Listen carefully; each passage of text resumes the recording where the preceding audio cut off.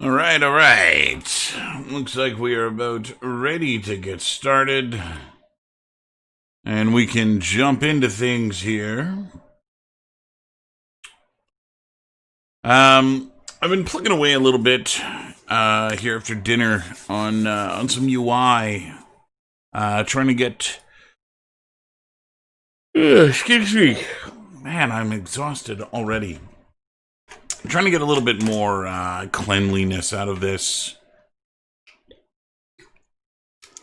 And to get a little bit more use out of it. Make sure that everything is functional and that the systems work.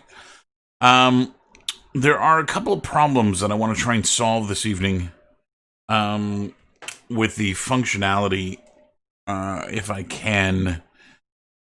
I'm not sure, again, that there are things that I will be able to fix, and so we'll take a look here. I'm going to run the game, and I'll show you the changes that have been made along the way. So there's the loading screen, which has one new change to it. This little dialogue here down at the bottom that says, "I am not a student." So I'm going to enter my name. This is the other change, is that the email address does no longer contain the @GeorgeBrown suffix. I'm not entirely sure why I've gotten rid of this. I guess for people who aren't students that want to play with this, I mean, that was the reason I added this, is that I want them to be able to get the cards that I've created as well. And as is right now, they can't. The way the system was set up, you had to have a George Brown email address to get one of the cards. And so that was a little bit of an issue. And so that's been rectified here.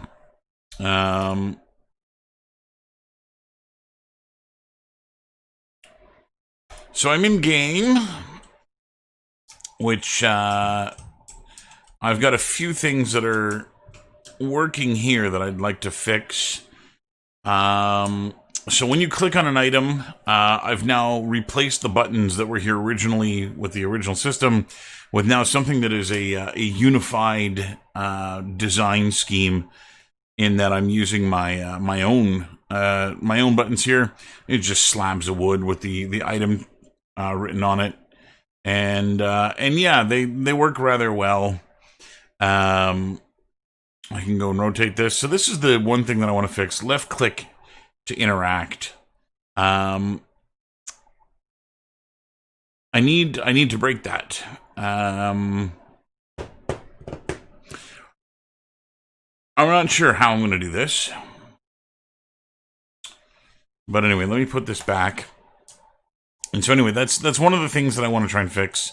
Another new addition is the escape button. Let me see if I can get this to work. Why did that not work? Something was broken. Let's go into the project settings. And I'm going to go check my input. Okay, so my quit menu is still here. Okay, so this is the issue, is play in editor doesn't work. I remember this. So let me... I think it's this one I want. Make a standalone game. So I have...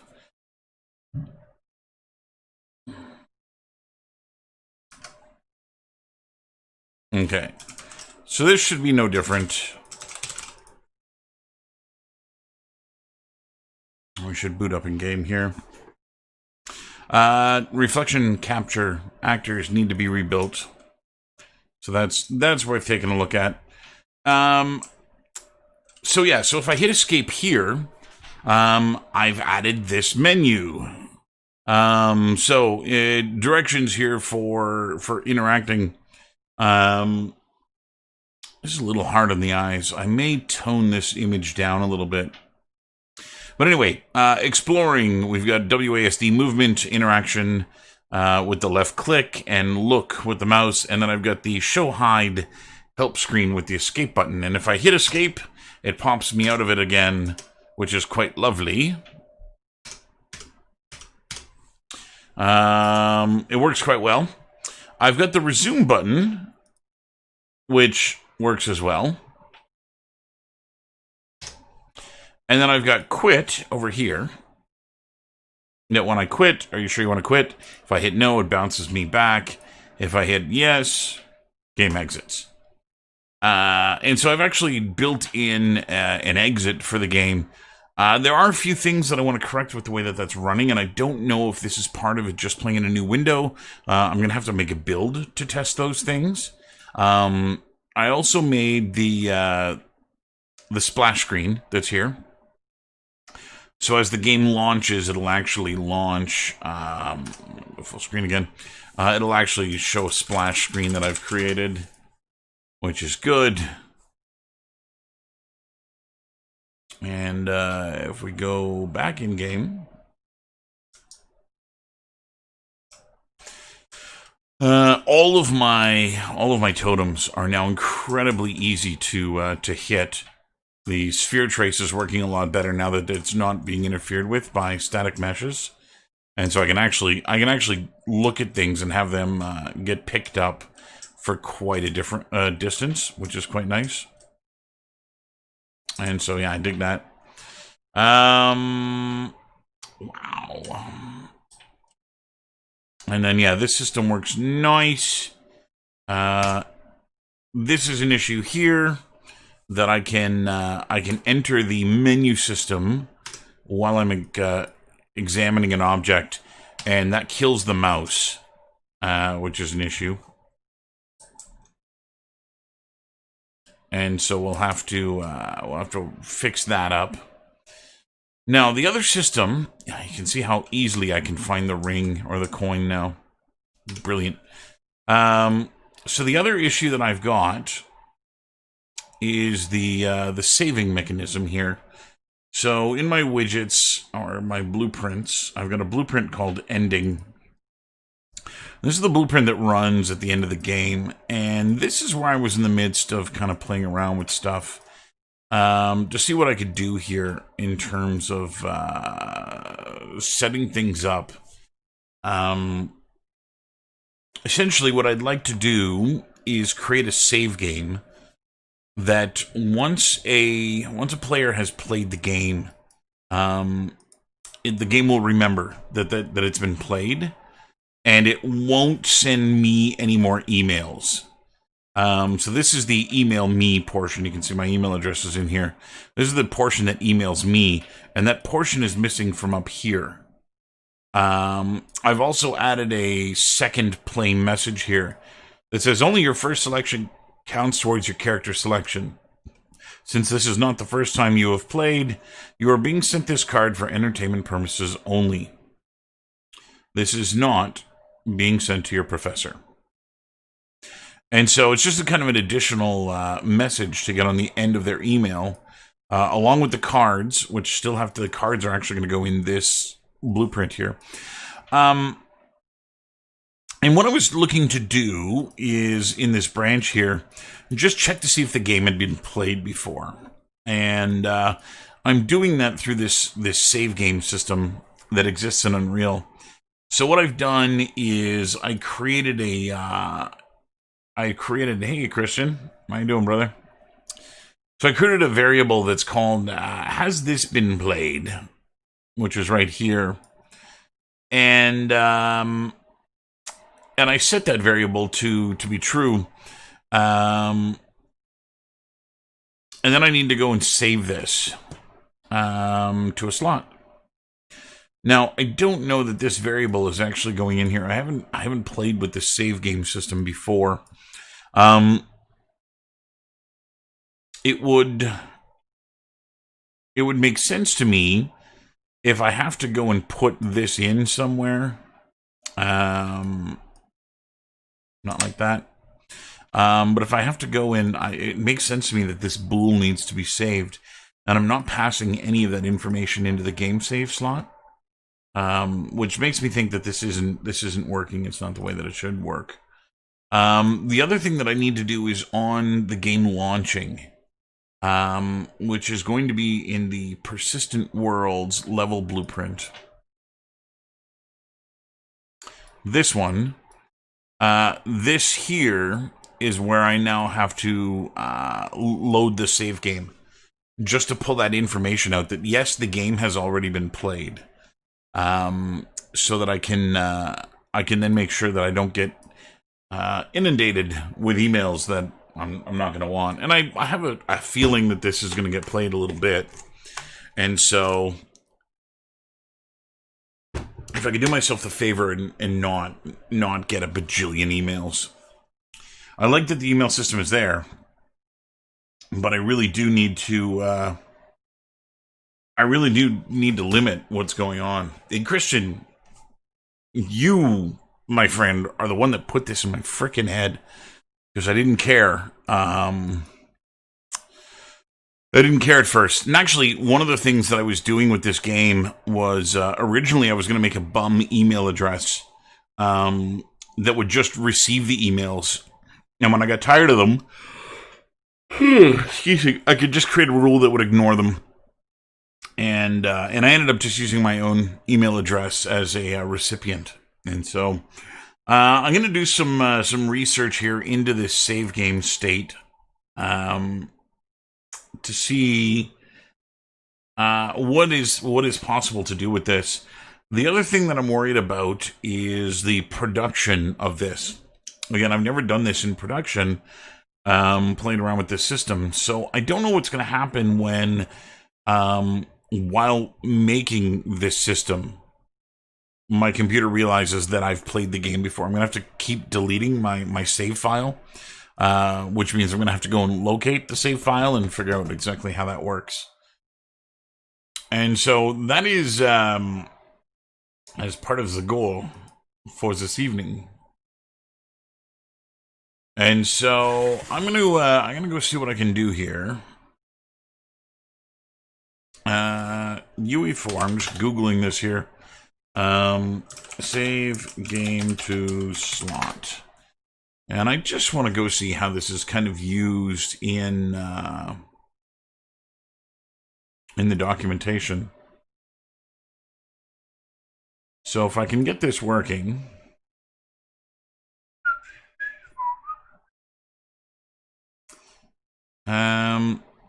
We can pull the documentation over here. Ain't no harm in a little documentation on screen. So, I've already done this. I've already got a save game blueprint. In your new save game blueprint, create variables for any information you would like to save. Okay, so let's make sure that that's done. Let's go jump into my save state. And there is the only thing I'm saving. Has the game already been played? And so that is literally, that's the only thing I want to save. I've given it a default state of yes, because if you're in the midst of playing the game, then it should have already been played. Though I can see a couple of edge cases where that's going to be a bad thing. So create a game, save object, save.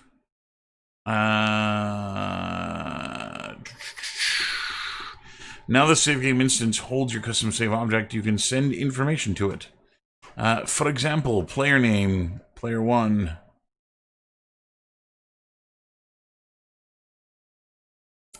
Asynchronous save to game slot and save to game slot. Okay, so this is what I don't get. Is that they're actually saving.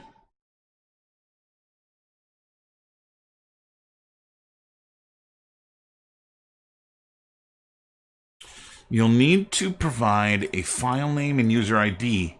The file name and user ID in this example defaults created earlier, so that's what it's using this.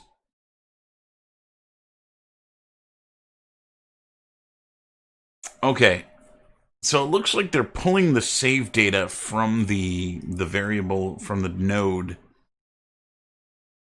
which I don't want to do just yet. But that appears to be the way that this works. So let's go into the ending.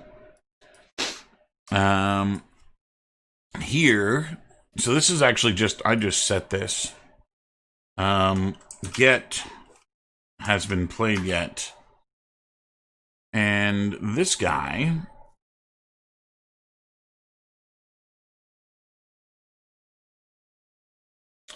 slot name of save game slot to save to. That's the terminology here is a little funny to me. I'm gonna move this over so I can see both these together.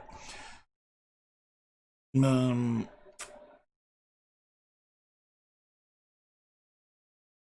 you know what else? That's not what I wanted at all. So I need to pass this variable into this guy, and I don't have the ability.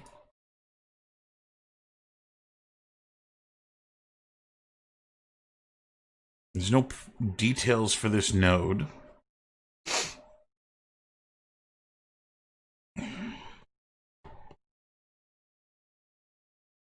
Let me try the asynchronous one, just in case. Async.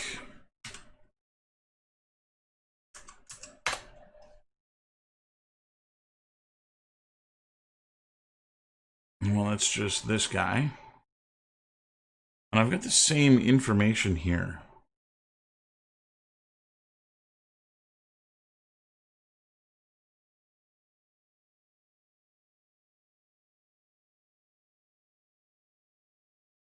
So maybe that's just it.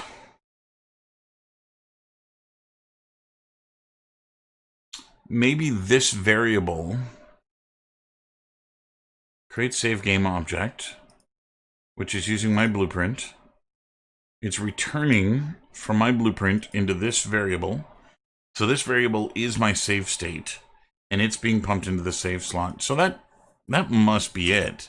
Since the variable is in that node, it must be getting passed through to this. Because you can't seem to add any other information to this. So it must be just whatever's contained in this object.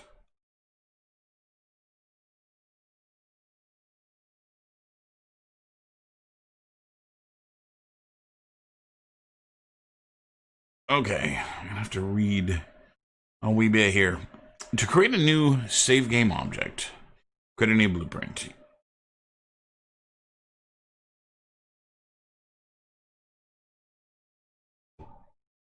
Once you've created a save game class, you can populate it with variables to store your game's data. For example, you might want to create an integer variable to store the player's score, or a string for the player's name. When you save your game, you will transfer that information from the current world into a save game object. And when loading a game, you will copy it from the save game object back to the game. First, create a save game object. That's this.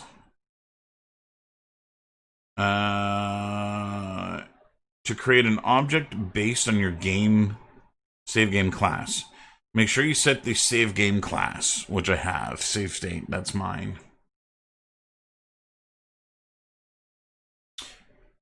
The create save game object node will automatically change its output pin to match the type you specify in the save game class output pin.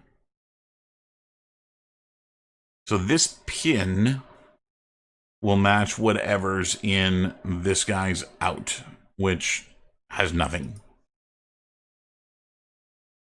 Wrong one. I want ending. This enables you to either use it directly without a cast to node. You may want to save the resulting object to a variable, promote to variable, so that you can easily reuse it, which I've done. Now that the save game instance holds your custom save game object, you can send information to it. For example, you can use set player name to identify the player. Continue to set fields in your save game object.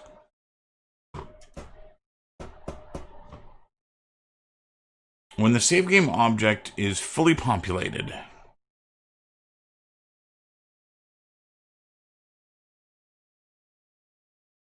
that's this guy. Use the async save game to slot node to finish saving the game.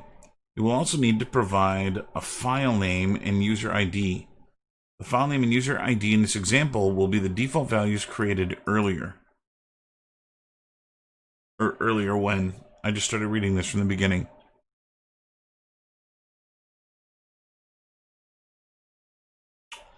There is no earlier.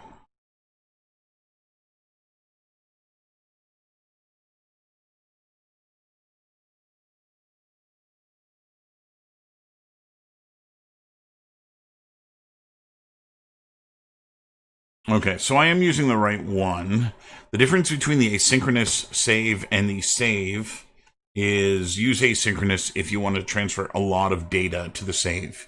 I'm transferring a bool, a true or false. That is it. So I don't care. I'll use this one.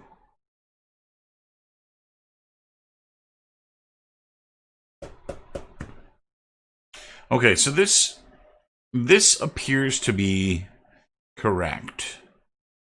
I think what I might do, I'm going to leave the index blank, and the slot name I'm going to name been played. And we'll just see. So that should work. And then what I want to do is I want to load the game. So where am I going to do this? This is in persistent here. Okay.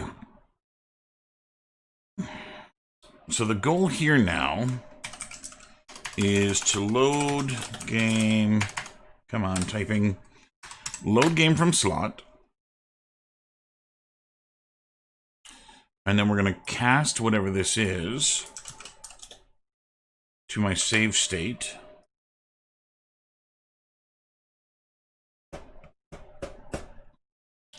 And then, as the save state, this guy should just become the bool. Get has been played. So that's it. That should be that value. Now I'm going to need to push this value out into something else. So we're going to do this and this. Let's make sure this works fine. And what I need to do is push this onto something else. Because I don't want to keep it just in my persistent world as a variable. I need to pass it to, not the save state. I need to pass it back into the ending here.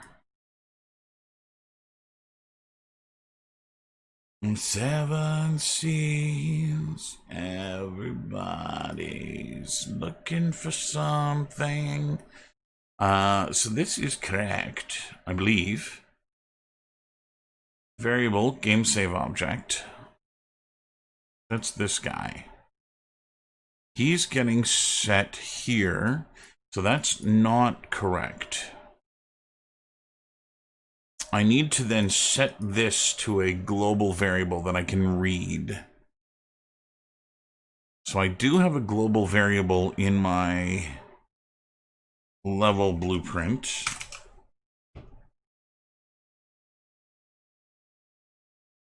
Open the level blueprint. Should I email? That's not it. But that is where it should be. Okay, so let's make another variable in here, which is going to be called been played. Set this as global. Been played. Make it global. Its default is not going to be played. And what I need to do is now push this to the LDA. So what I'm going to do is get all actors of a class. And that class is going to be the LDA.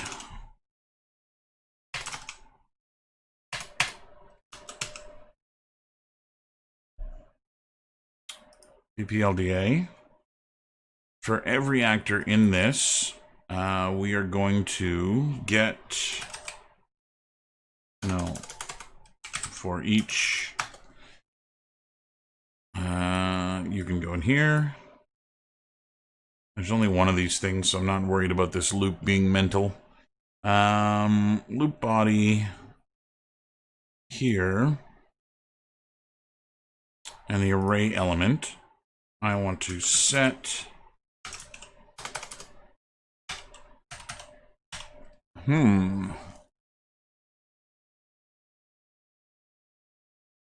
Set global.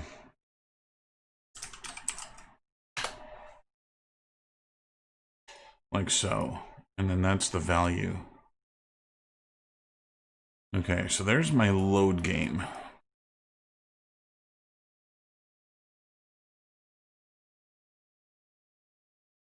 Now, we're going to need to test that this whole system works. Because I haven't got a clue as to whether or not it will.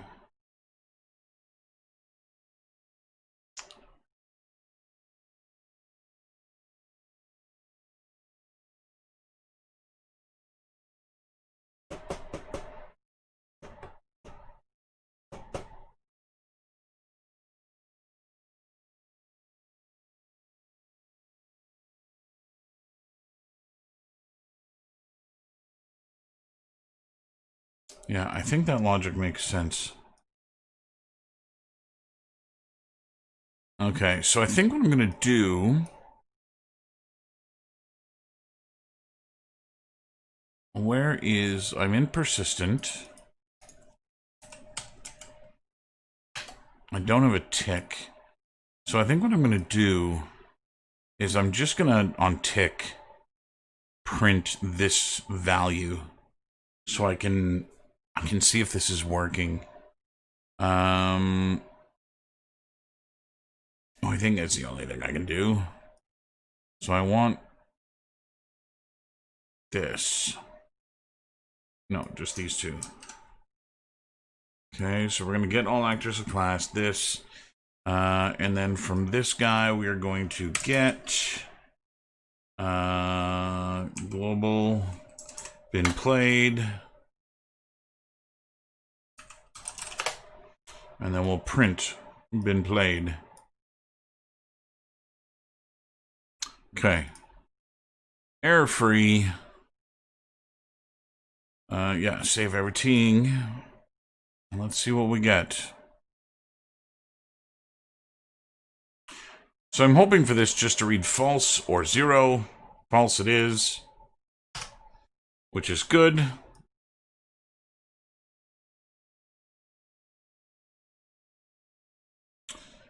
Right. Okay, so this is an issue.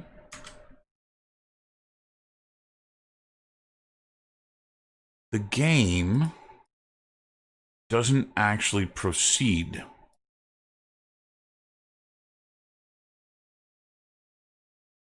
I'm going to check if it's valid before I load it. Self-absorbed, wide awake and never bored, party binge and urgency. Okay, it's the save slot that I want to check and see is valid.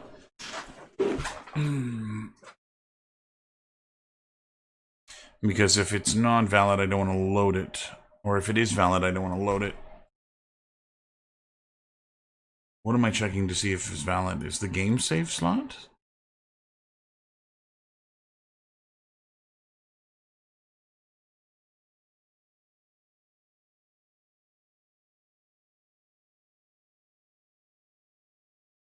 This is Trixie.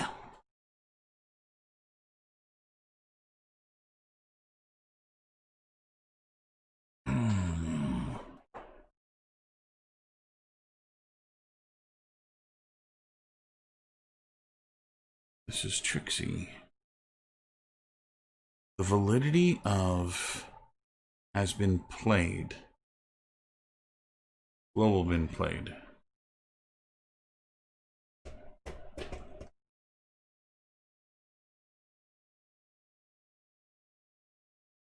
It's global been played.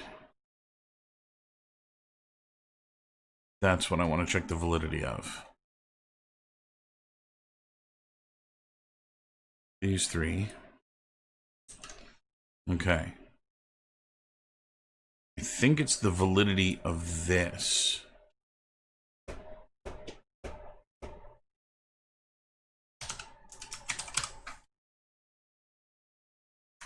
I'm not. No. It is valid. You know what I'll do? Let's pull it off here.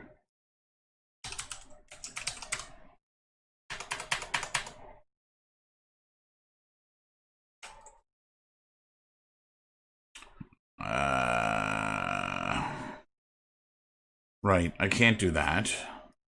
Because it's just a bool and it's got a value regardless. So that's not going to work. Okay.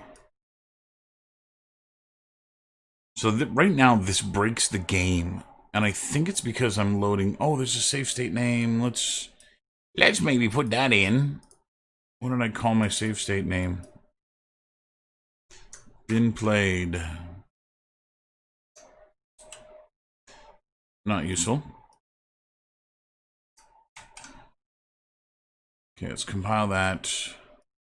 Make sure everything else is compiled. Okay. Give this another go. I think I'm running into problems here where it's...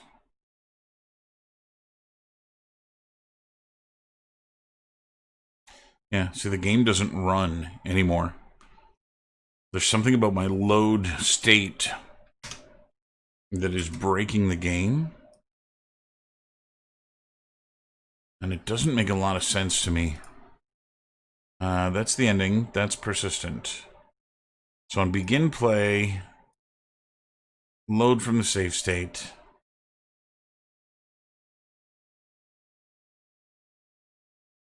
I don't need to cast. Do I?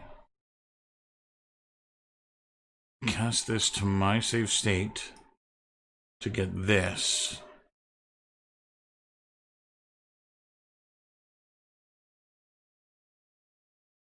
I think it's this value.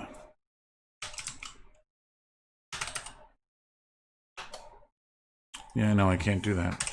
I gotta cast. Get all actors of class. Loop them. And then we're going to set my global been played to match this. Then get the game instance and start loading. Okay, so I gotta find where the... I'm gonna find where the error is.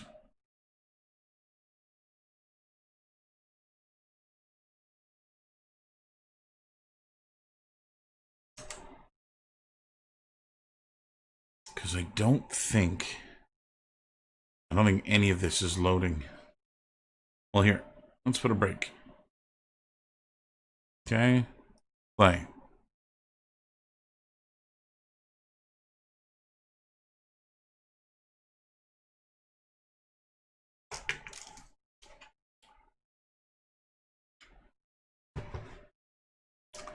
So how can that be?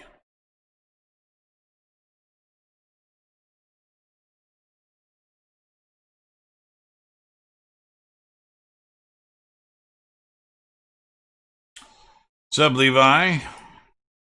How you doing, brother?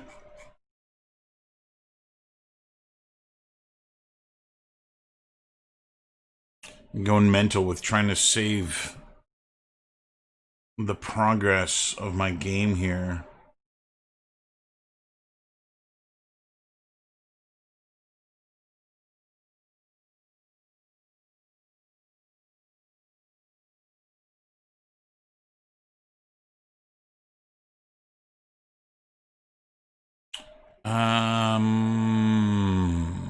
Okay, let's bypass this for the time being. Let's go back to ending. And let's see if this is actually printing. Or if it's actually saving. Dum-ba-diddle-dum-ba-diddle-dum.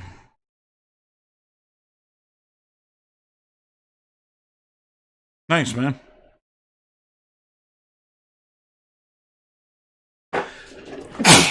Excuse me. Pardon me.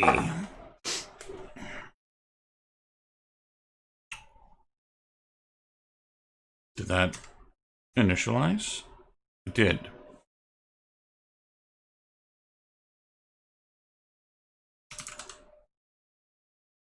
Okay. If I'm going to do this, not you, persistent. Let's break the tick. Because I'll never see another message going by. Ho-hum. Okay, loading. Menu.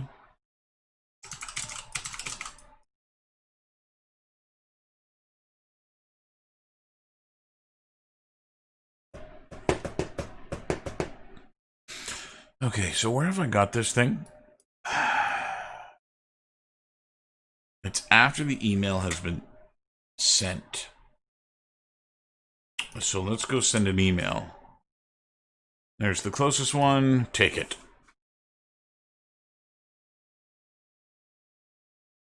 I am getting incredibly close to needing to reach out to some of you people with a build of this to make sure it works on multiple machines.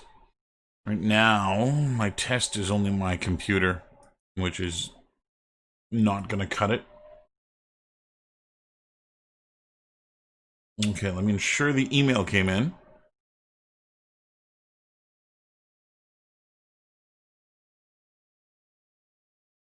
Okay, so I did get the email, but I didn't see the print occur.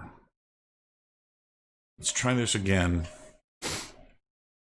I wasn't looking for it, and so I may have missed it. But let's see. Let's see if we can figure this out. Come here, you. I also got to figure out how to get a sound on that. I recorded some audio for a couple of reasons. There's the balloon. Take item. Okay, I'm watching for any kind of text up here.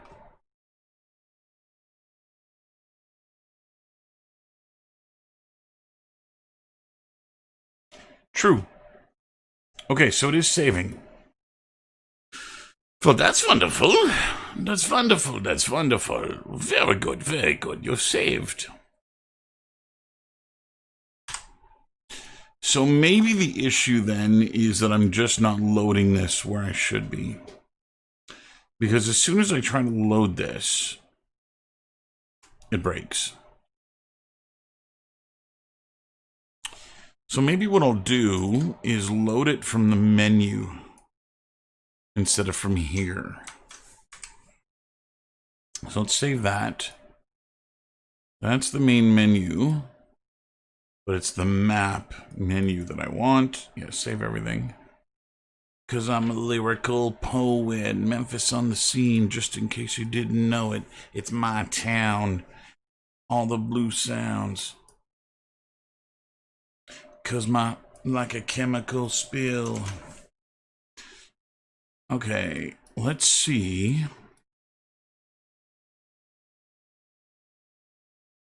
And you wanna get with this. Okay, let's do this. And that works fine. Let's put a stop on here.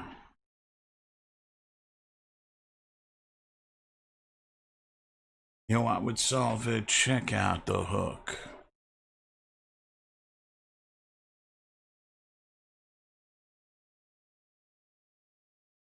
Yeah, see?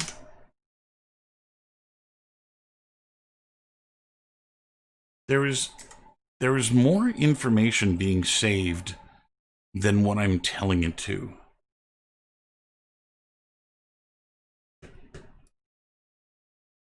Because it's destroying my random spawn points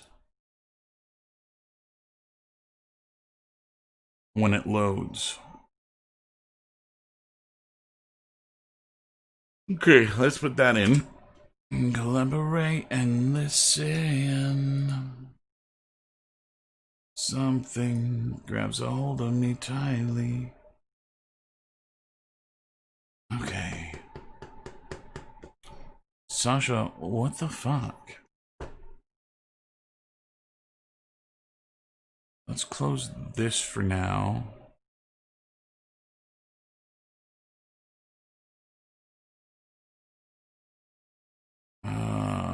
Close the main menu for now. This is the ending. That's fine.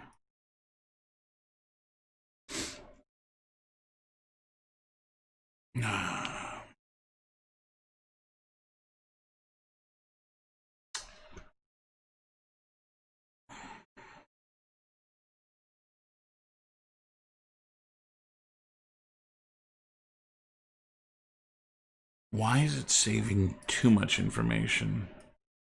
All I need is a bool. And in this guy, save state, there was but one thing. There's nothing else in here.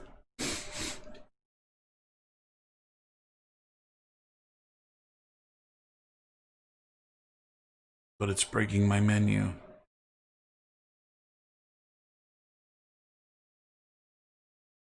Maybe I load after I've spawned to prevent the spawning from breaking. Let's try that. So let's go into Cabin in the Woods. And let's check out this level blueprint. Random spawn locations.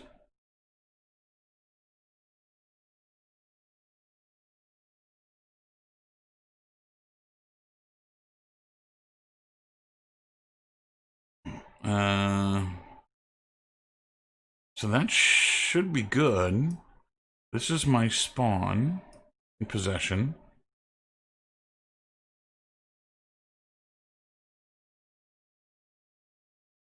So I should be able to put it in here without breaking anything. Let's see how that works. Keep this over here for now. Cancel. Yes, I'm aware. I have to load persistent to play. Okay.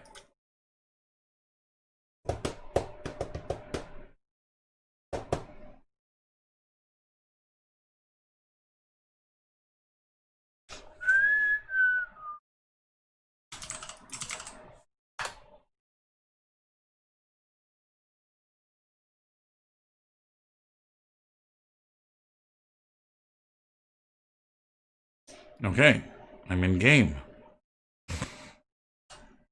So this is the first time I've ever been able to load and still get in game. Quit, yes. Okay.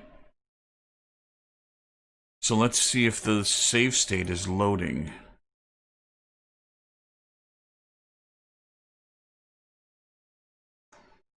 So has been played by default should be set to nothing. Here. Has been played should be false. Once the email is sent, it gets flagged to true. So this is good because what this prevents is somebody playing and having it crash and then not having it read the right way the second time they play it. Okay, so BP ending is good. It's loading in Cabin in the Woods. So I'm going to go to my level blueprint here. So this is now my loading.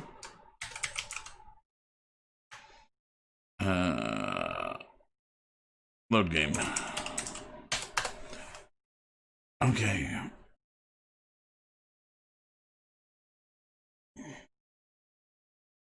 So I just want to print this.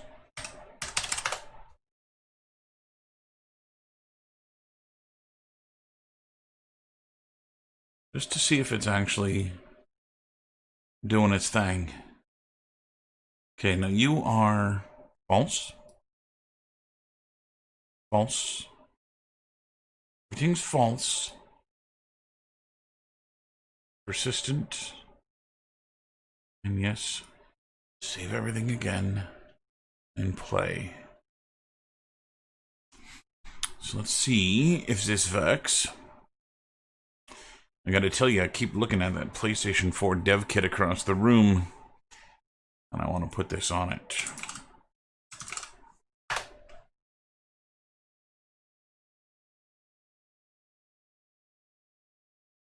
Okay, we got a loading screen. False, false. Okay, so that should be the case. It should read false. And then I take an item. The email goes out. Maybe I should be passing the username in. Well, let's get this to work first. Okay. So now if I play it again, it should read true. Too many problems. Not much left to go around. Okay, I'm looking for the blue text over here. I'm hoping to read true, true. And not false, false. True, true. That worked.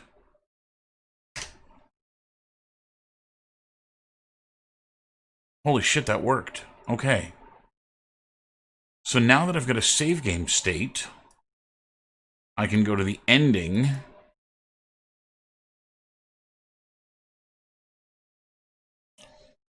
Okay. This is the send ending. What are you? This guy. So that's not what I need. I need the other. I need the global one, which is in Cabin in the Woods. Level blueprint. And it's this. Yeah, that's... I could have done that without that. Okay. Let's delete that. This goes in here. This goes in here. Actually, let's kill that for a second. This guy, we are going to get global been played and pump that value into here. Okay, and then in Cabin in the Woods, we can clear the print.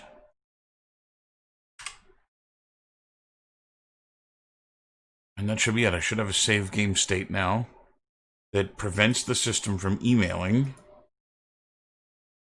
once it's been done. If my brain is doing what it's supposed to be doing, this should work. Now, I gotta figure out where those files go. Because it is obviously saving something, I just don't know where. So my assumption here is that it's going to be Unreal Project's Cabin in the Woods, and in here somewhere. Saved?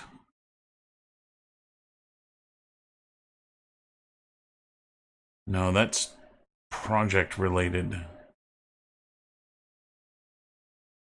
Content. Build. Windows. That's nothing. Config.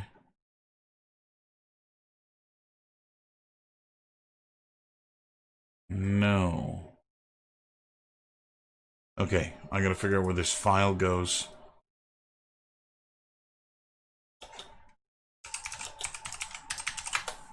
I don't know what the file is or where it is. Logic dictates it would be in here.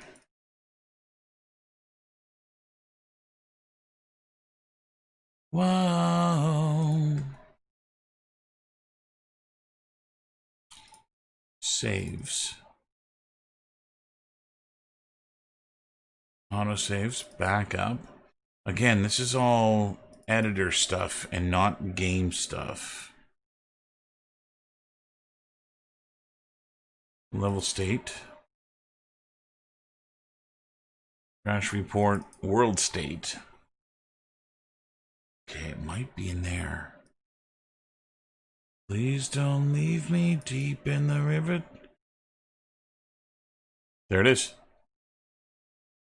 Been played not safe. So if I open this now, open with Notepad, that is not something that can be read with Notepad. But it's only 2 kilobytes. So this should now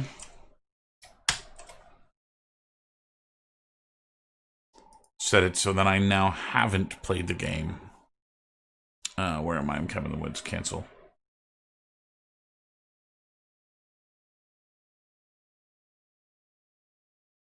Who we got here? Who's here? Who's here? Levi's here. I'm gonna spit a build out.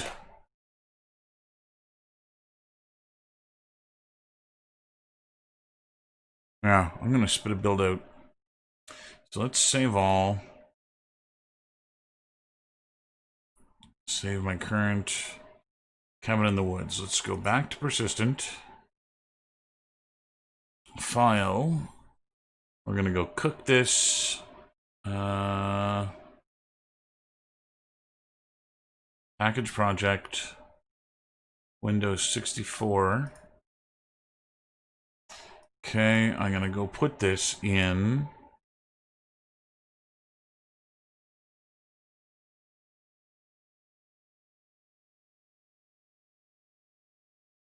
I think that's where I want to go.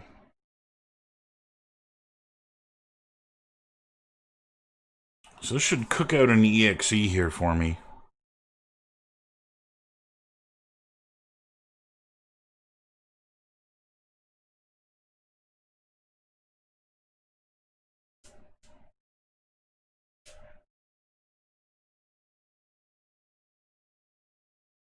And I have to imagine that this will work. There's still a lot of fat that's going to get trimmed out of this, because package failed. Okay, why did you fail? Unknown error.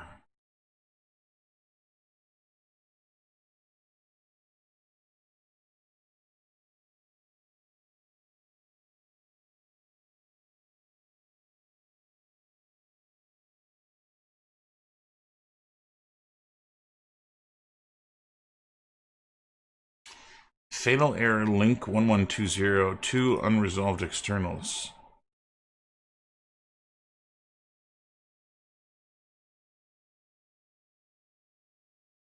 Unresolved external symbol. Frame handler.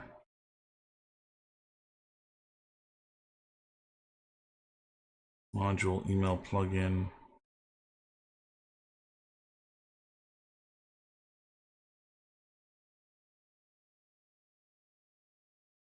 So it looks like it's actually the email plugin that's failing. Which means it might be time to reach out to this gentleman who wrote this and see what the fuck. See if he can give me a hand.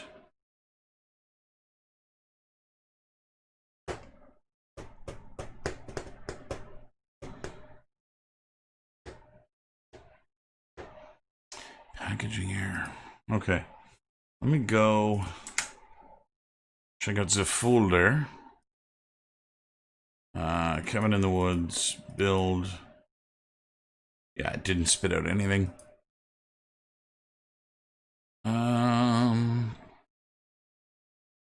Shipping. Packaging settings.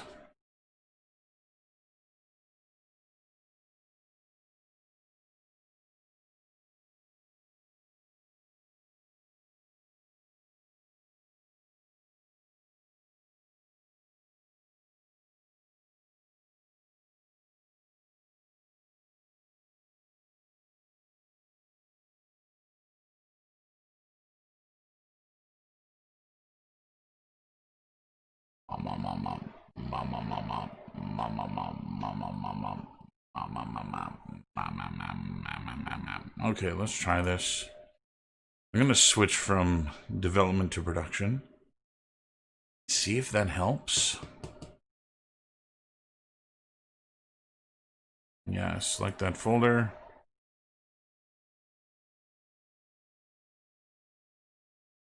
We'll watch the log here again.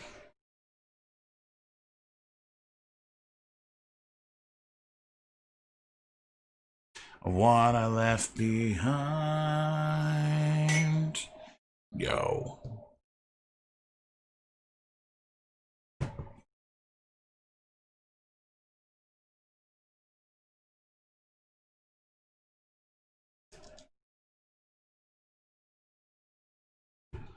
Yeah, there's an error in the email plugin.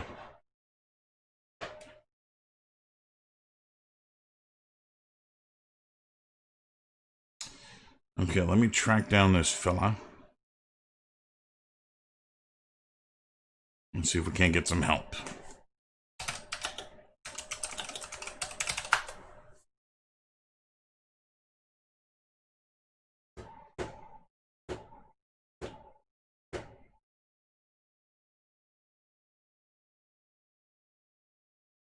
Hard to draw the line.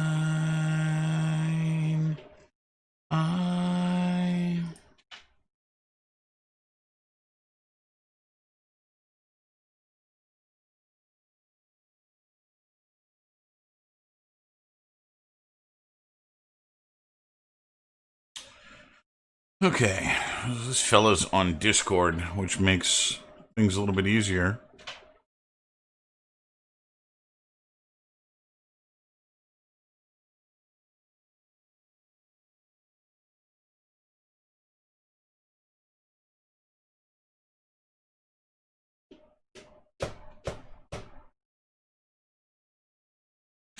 It looks like there might be an update to the plugin.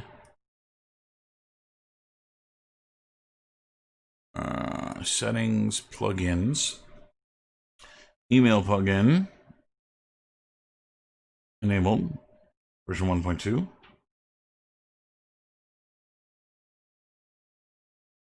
So that's not it.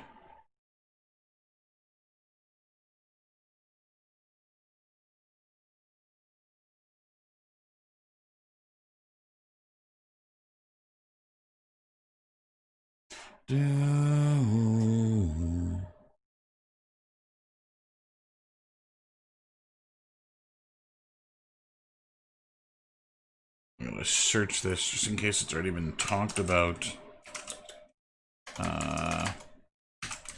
Package for Windows.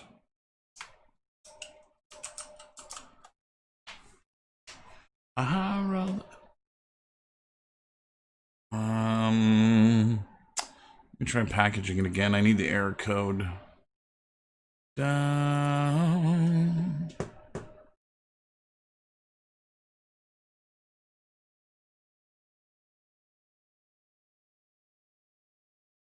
It fails rather quickly now. LNK 2001. So it doesn't appear to be coming up.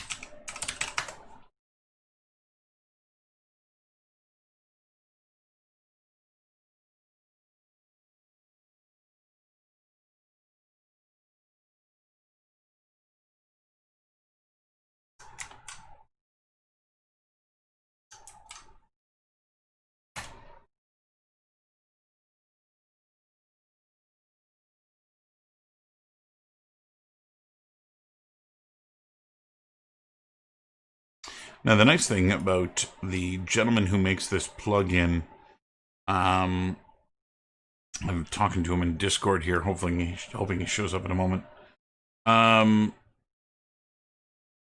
is that he doesn't talk down to people, which is absolutely brilliant. You know, he doesn't know me from Adam, and I don't know him at all. I don't know what his experiences. Obviously, he's a programmer and he wrote this plugin, but to have someone purchase your plugin and then email you and say, I'm having a little bit of a problem with this, and I'm not sure if this is running the way it's supposed to be running. The fact that he doesn't come back and ask really basic questions of you, but he assumes you know what you're doing right away, is something I very much appreciate in someone doing this stuff. It's something I appreciate, that language being there, which is really super helpful. So we'll see if this guy doesn't get back to me in a moment or two. I knew he was pretty quick to jump back the last time I had an issue.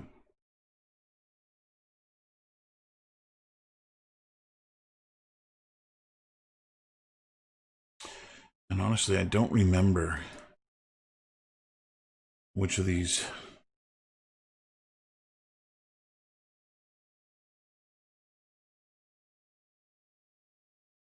Yeah, he's not online at the moment.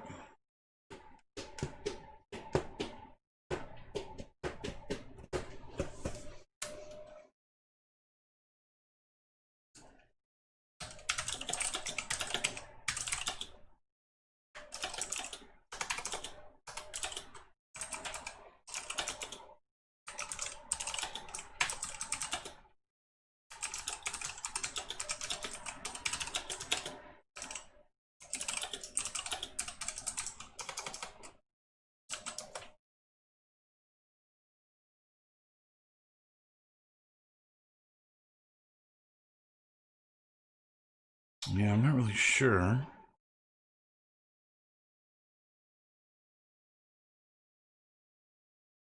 I'm going through the server. People talking here, trying to find out if anybody's run into this problem and if they were able to solve it. Doesn't look like it. I got to go back way too far that it's not going to be relevant in the discussion. Hey, Yash, how you doing, brother?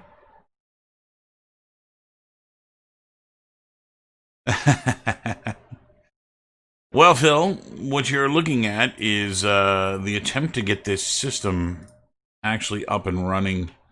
It feels like there is an error in my email plugin, which is preventing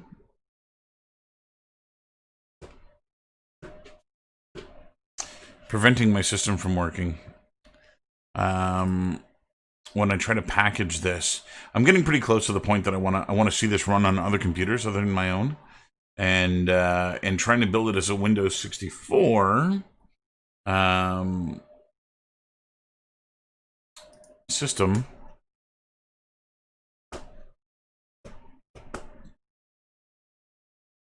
Well, here, let's select that folder. So I'm getting the build going, but I'm getting these package result errors. And the errors here seem to stem from the email plugin. Error link 2001 unresolved external symbol underscore CXX frame handler 4. And then unresolved external symbol GS handler check EH4. And so yeah, once I get there, Yash, I'm gonna put a build of this on my Google Drive, and I'll send out links for people to download it and play it. I wanna get it tested on as many machines as I can, just to make sure that I get to the point that I'm confident it'll run on all my students' computers.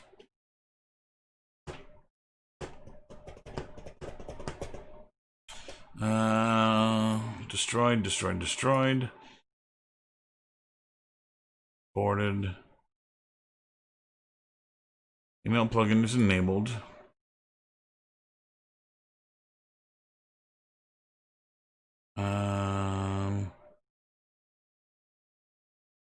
Unreal Project C, Cabin in the Woods, binaries.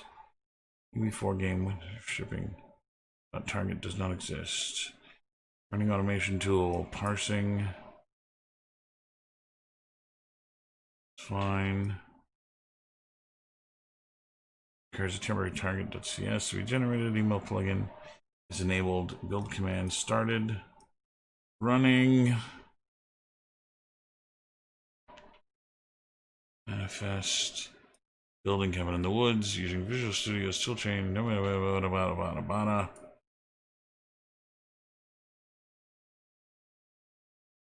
Upgrade.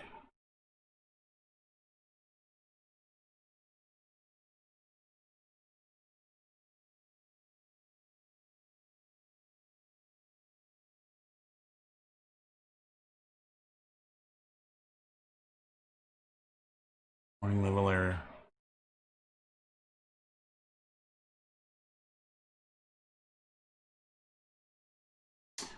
You know what I'm going to do? In the off chance... production... I'm going to hit build. On the off chance that I'm actually getting an error here based off the fact that I have... Yeah, you can dismiss.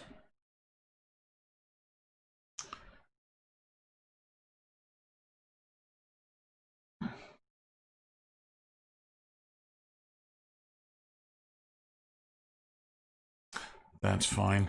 I have a funny feeling that this might be related to building. And I may need to do a build here.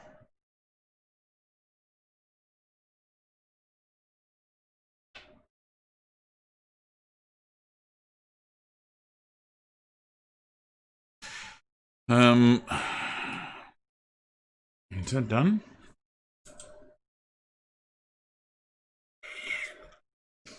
Man, I got a lot of stuff open here. Shut that down.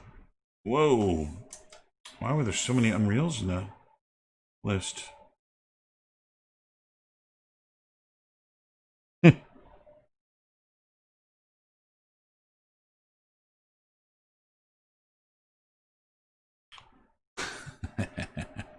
It's all the cores in my CPU.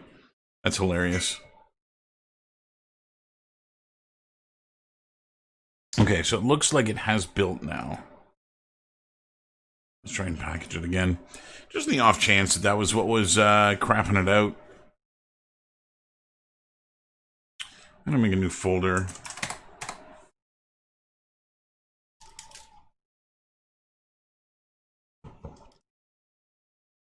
No. No, same error. Actually, I'm getting a lot of green now. Yeah, it's the same.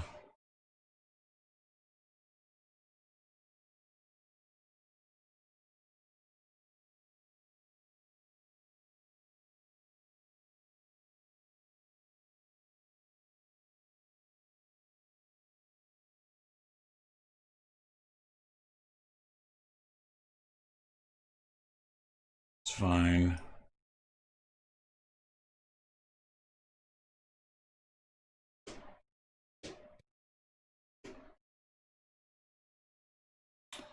Oh, man. All right, let me... I'm gonna see if there's anything in the documentation about building.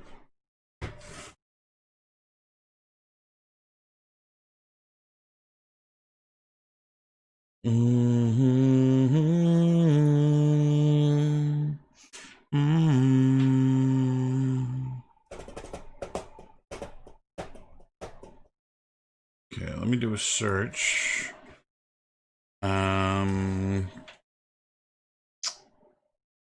What's the error I'm getting? LNK 2001.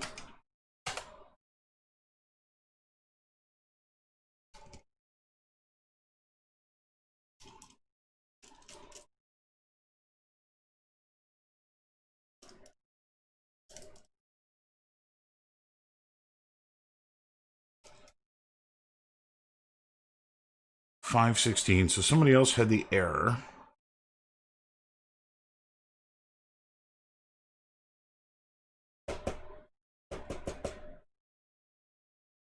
4.25, it won't package. I get these errors. Same errors I have. I double clicked one of the plugin functions in the blueprint. Open it up in Visual Studio. It says I can't find the file.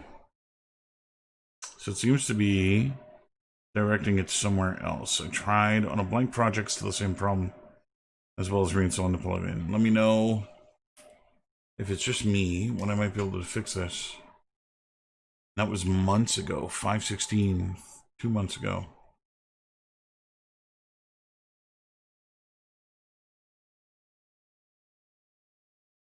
Caught in the undertow, just caught in the undertow.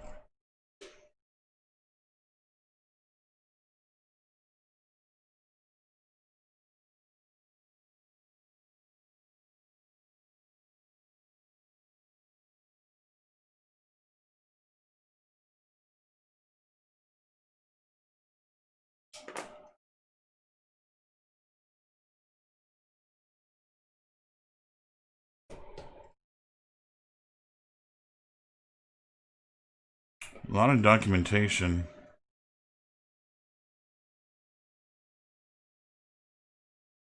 Four or 5 pages of...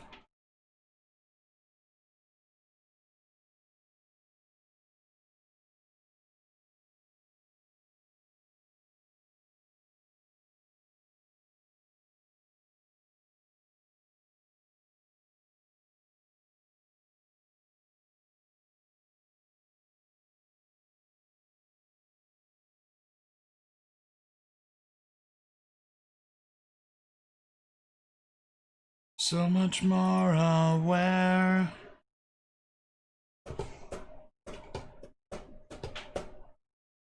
Compiling for Android.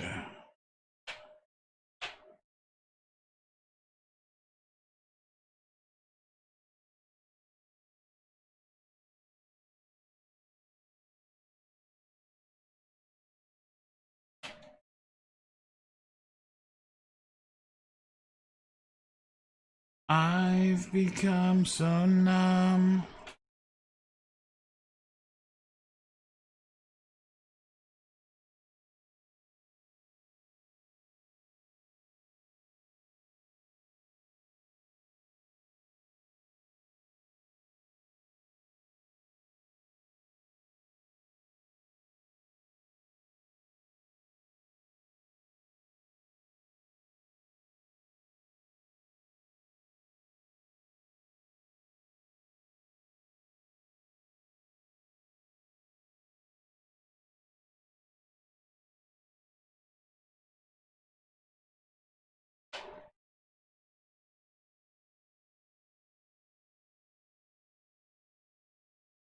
Okay, it's a Visual Studio error.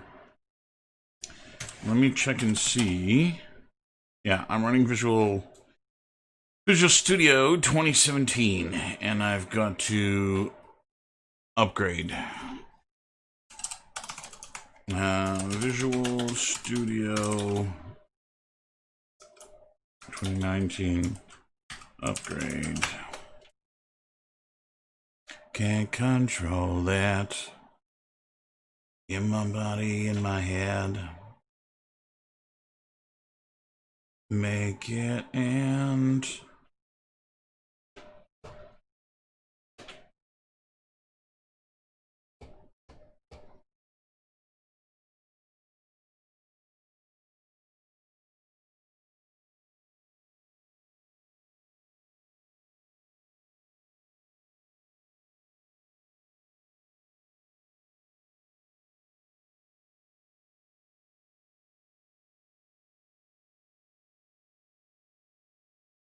It under lock and key. Okay, I'm not running. Let me save everything that I've got here. Dismiss this. What? Good. Okay.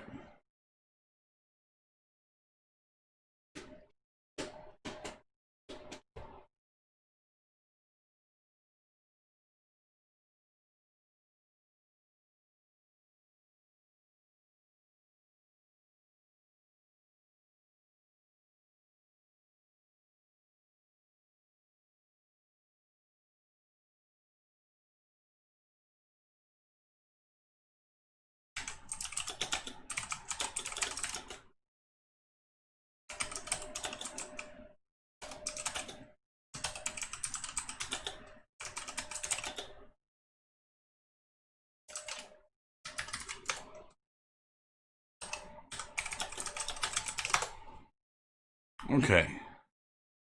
What happened? We can continue.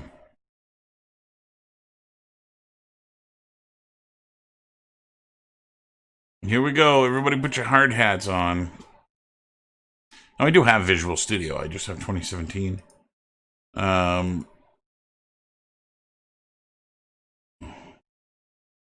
I feel like I should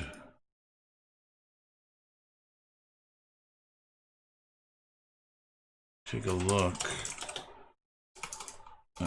in the work Discord channel to see if anybody was talking about upgrading.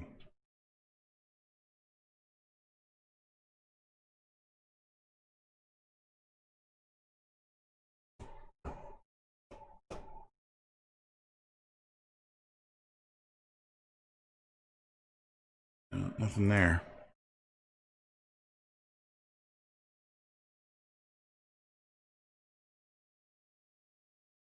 Très bizarre, I think. Très bizarre.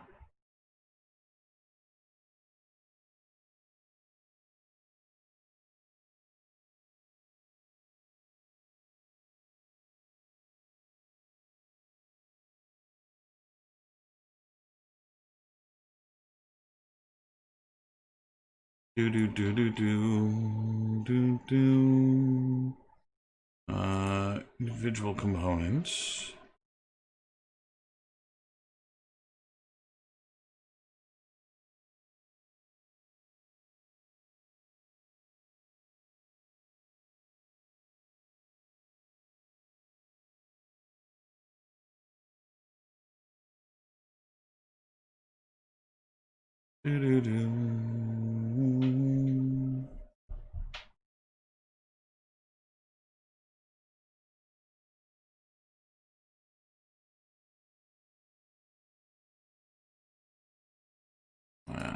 I don't care about that. I don't care about. Get out of here.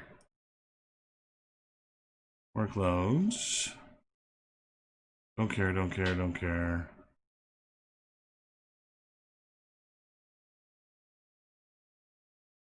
Day. Hey. Add workloads.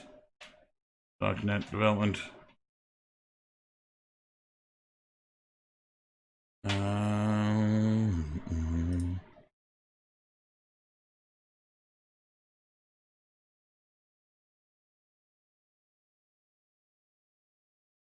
Real as ever. I think that's it.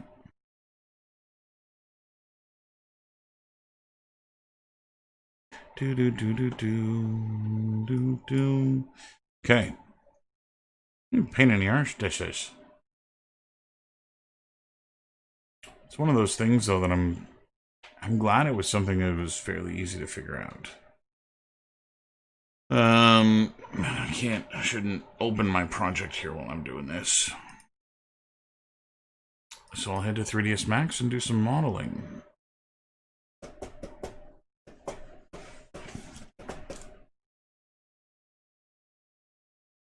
So I want to do some photogrammetry. I mentioned this earlier. And I think I'm going to try and get an app for my phone to do this.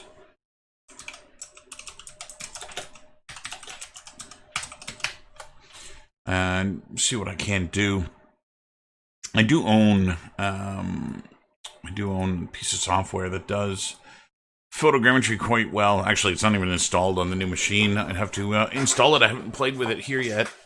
Actually, I bet you the specs on this new machine would make that make that fly. Sorry, knocked over my phone.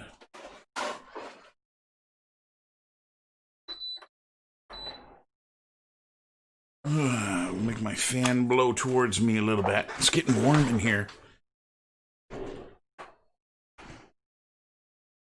Okay, still installing, still going.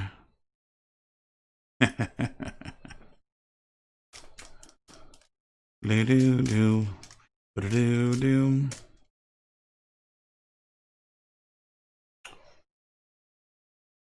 9 megs a second? 8 megs a second? Come on now.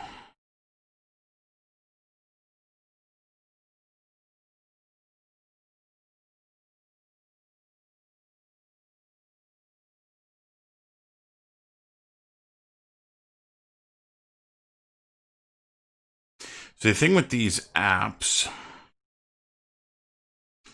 is that you want to actually see some of the scanned data before you commit to using one of the apps, right? Because if the scans are no good, there's no point in getting the app and playing around with it.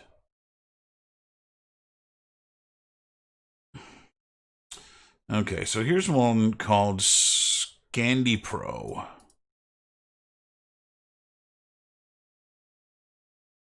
So here's Scandy Pro. I just want to see what some of the scans look like.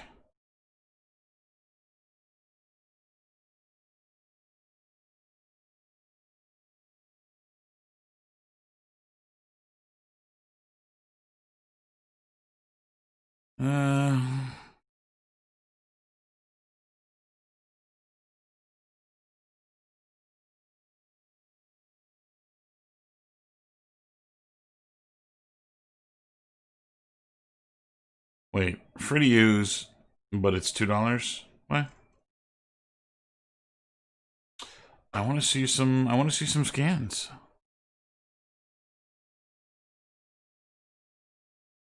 Show me what you're capable of.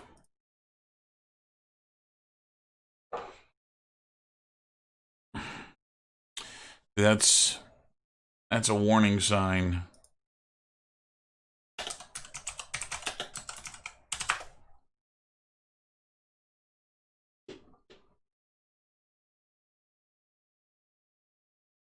Let's see if I can find some stuff that people have scanned. 2 megabits per second. What's the hell, man?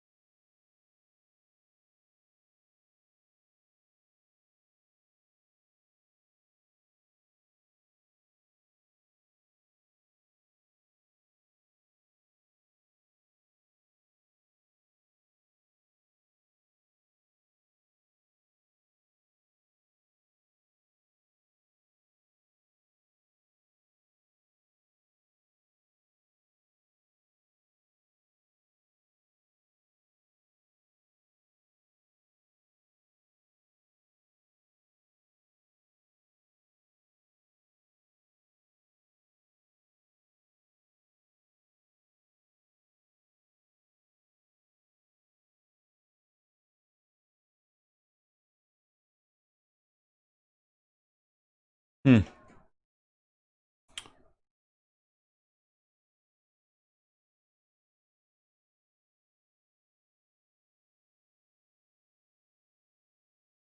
I might just install my software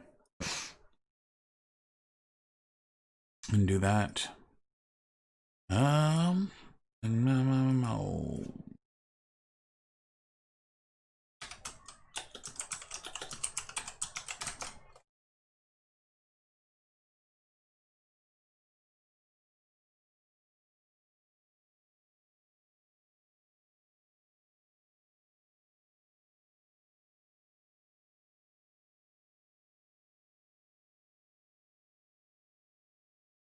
I don't remember what it was called. Agisoft photo scan. That's what it is.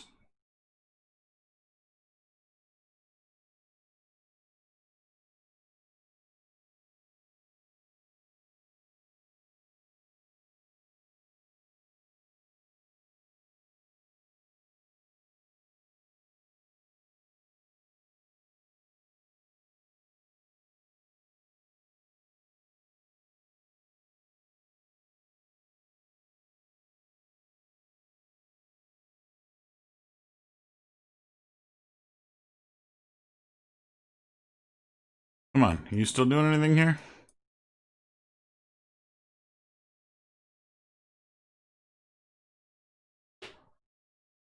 Maybe I should look at my email.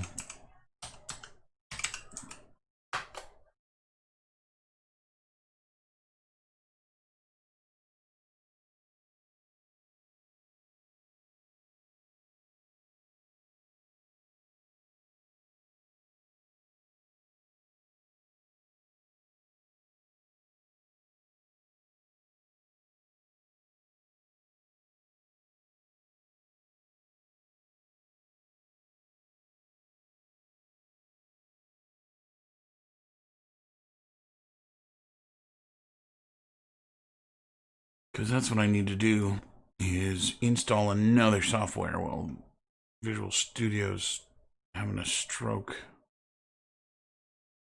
I accept. No.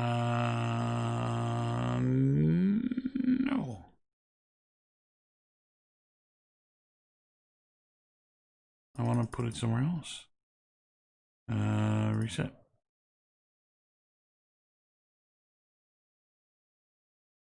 There we go. That's what I want. And go. Install.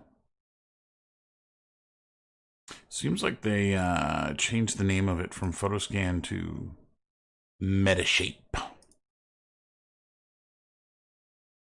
Whatever that is. Almost done. 97%.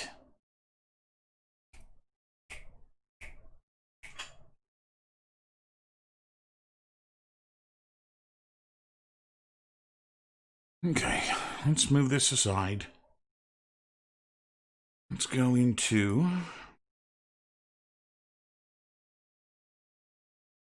what happened to Agisoft.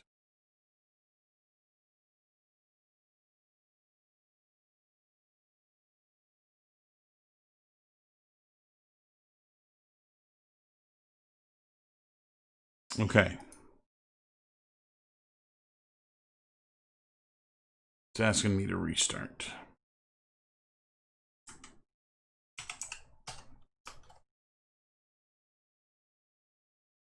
I'm not going to show you people my password.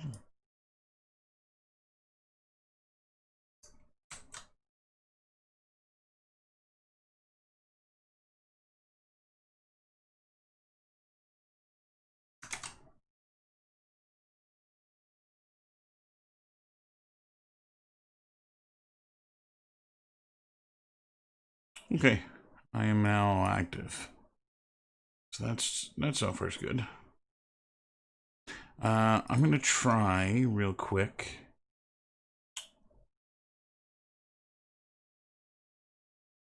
See if this works. Been having some issues with the launcher.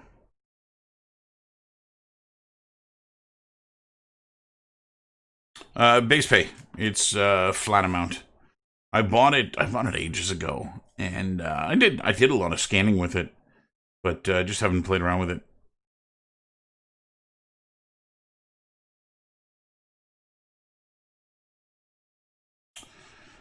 When you get a job, do people still look for jobs, or how soon they change studios, etc.? Really, Yash, this is really going to change from person to person. Hey, Bray, I didn't even see you show up. It's really going to change from person to person. Some people, really play the system, and they'll stay to studio just long enough to get enough experience to get them higher up the food chain at another studio. I know some people that would literally just stay at a studio until a project shipped and then leave with that project under their belt.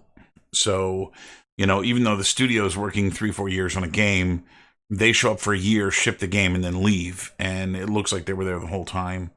And so I know people that do that. I also know a wealth of people that are just really happy with where they are, or really content with where they are, or couldn't be bothered to go anywhere else, or live in Ontario. There's lots of reasons that people don't leave studios.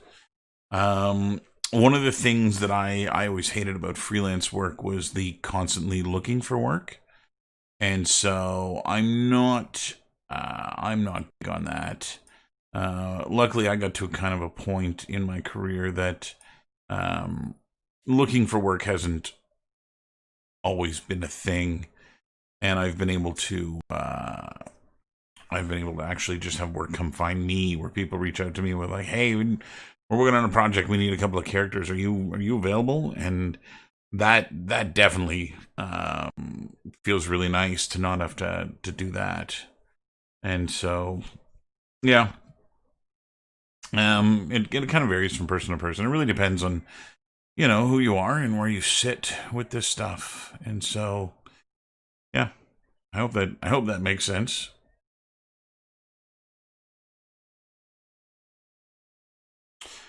There's downsides to freelancing, upsides. Like as a freelancer, you get paid well, right? If you can get in somewhere doing freelance work or contract work, or consulting is big.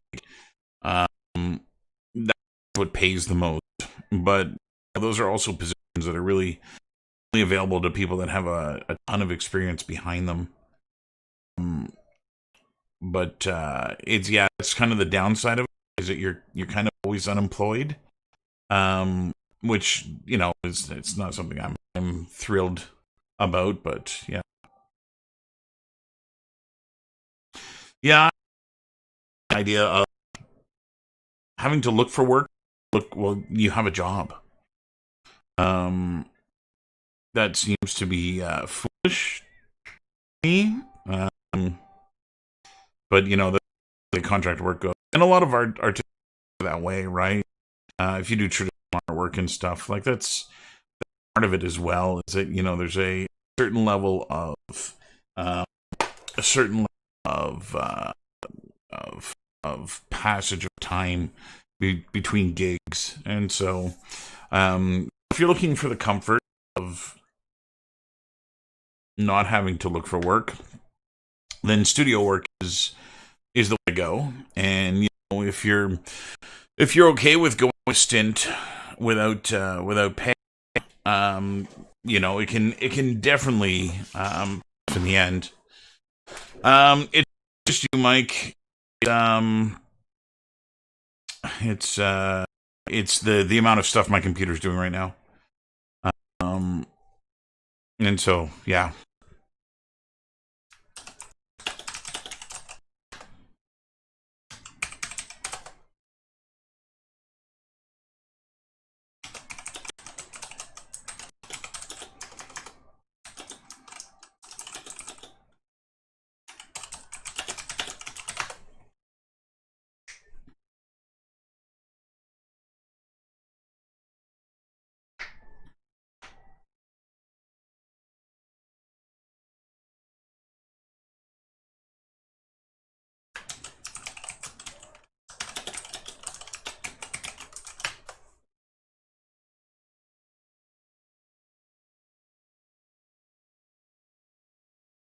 everything seems to be working now. And so it looks like that was actually it, and it's just Visual Studio 19.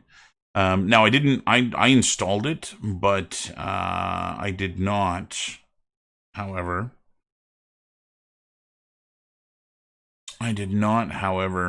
do a restart, and so we'll see how this goes. It may still crap out on me.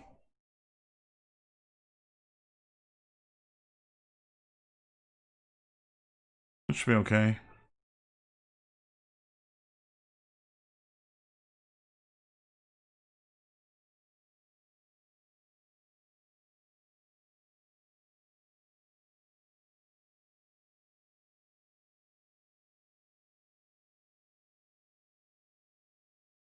Listen to stream here to see how.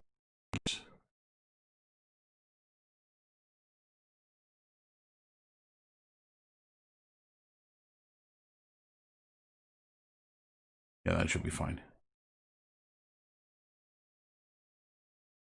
Using cache shader. Sure. Ah.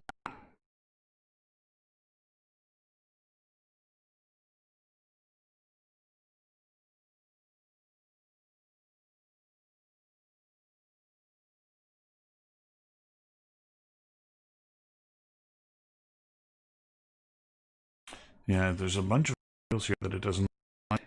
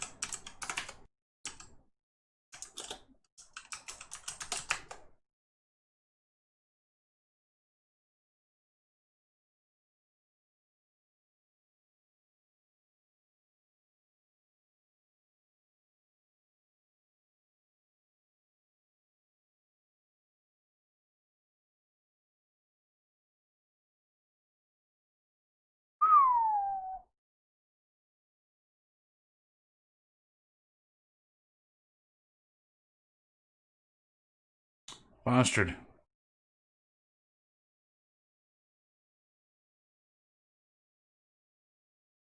Okay. So failed again. I'm hoping the lag is gone and you people are back again. Hopefully.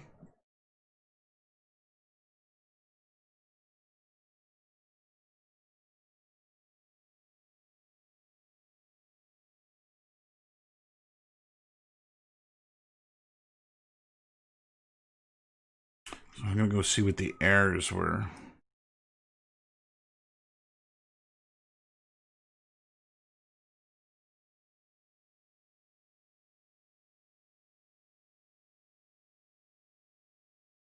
In use pin unnamed no longer exists. These are worth noting.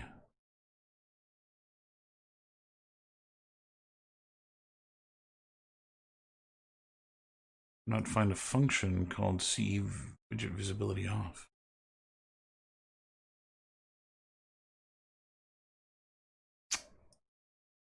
I'll have to check that out. There was some more errors up. This is all warnings. What are we warning here? Oh, that's fine.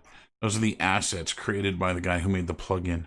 So I gotta go make sure and I remove those from my my package. Here's more errors.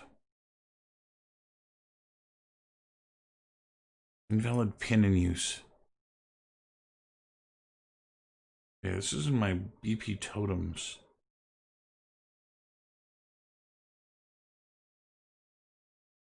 BP underscore totem. No, nothing there. Just go into content and look for it here. BP underscore. Okay. BP underscore totems. It doesn't have this one. Yeah, vote. I'm getting all kinds of errors in here. Compile. Ah.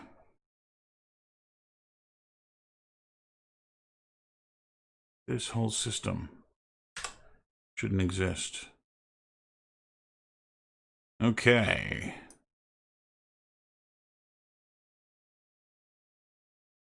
I think that's all the red that I saw. Yeah. Okay. So that was an old system I was using on the totems. What is this blueprint? You know what? I'm not even using that blueprint anymore. Third person character, a redirector. Ooh, I'm gonna have to check that third person character. Third person blueprint, third person character, nearest totem. Yeah.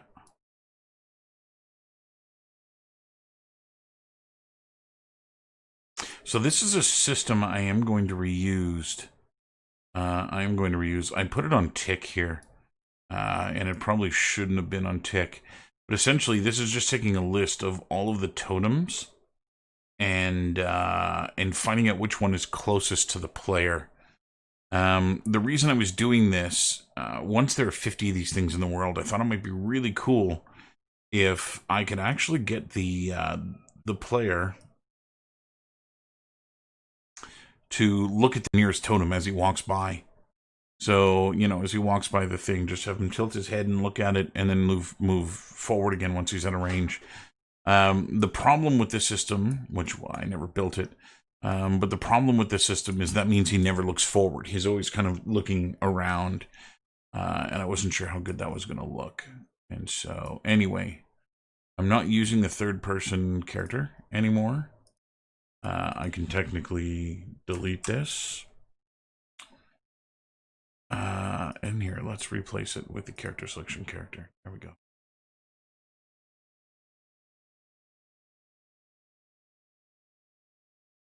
Yeah. Go ahead and do that, and we'll get rid of this guy. Or we won't. Well, let's try that again.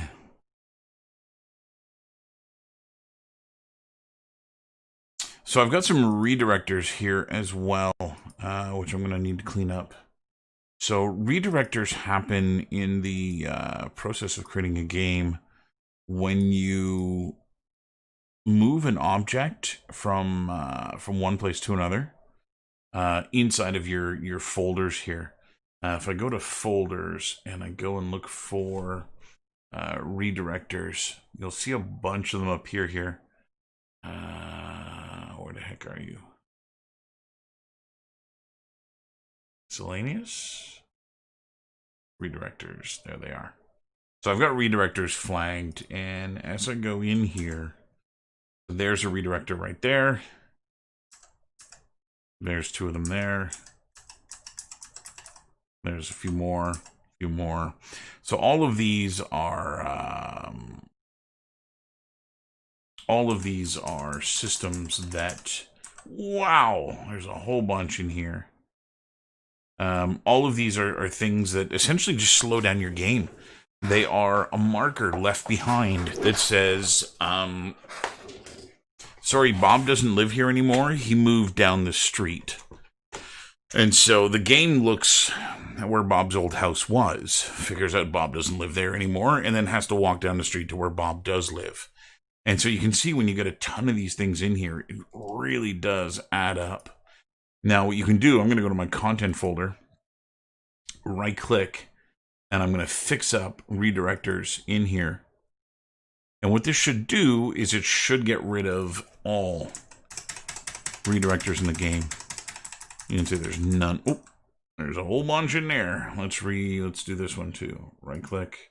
Even though this is just engine content and it's nothing to do with me, I'm still gonna go and clean this shit up because it'll help with performance a bunch. And so that's the first thing.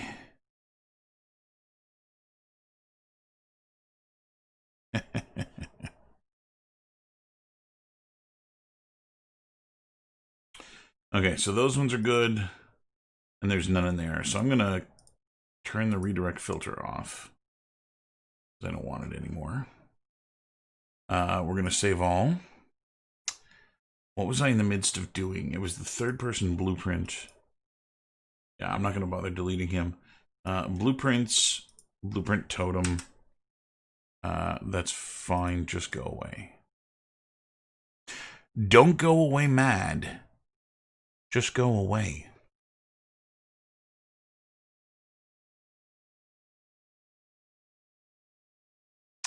Okay, that guy's gone. I could probably do away with the third-person blueprint too, but since that crashed my whole fucking game, I ain't gonna. So we'll save all, and I'll do another build here. I apologize if there's lag here while I'm building, but I do need to get a PC build of this game. Let's go check the log. And hopefully this should remove a ton of the errors and stuff. And what do we got here? Whoa, a whole bunch of errors.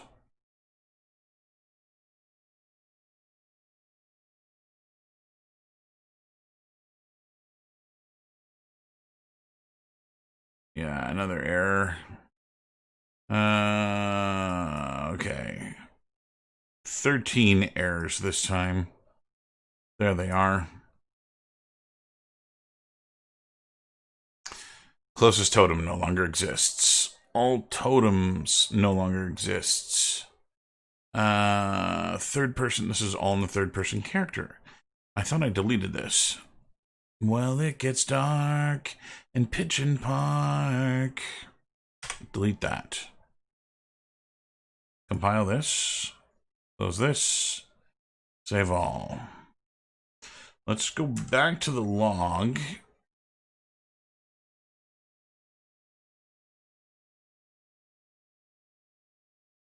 And just make sure there was no more.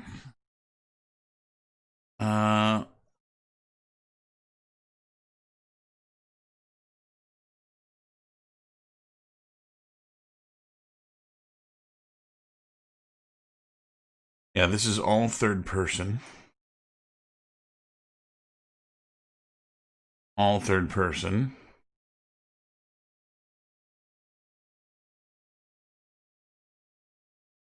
All third person. All third person.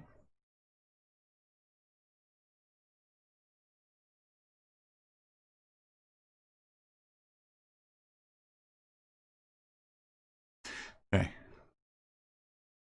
So it should be good. I'm going to save all, save all. We'll try another build.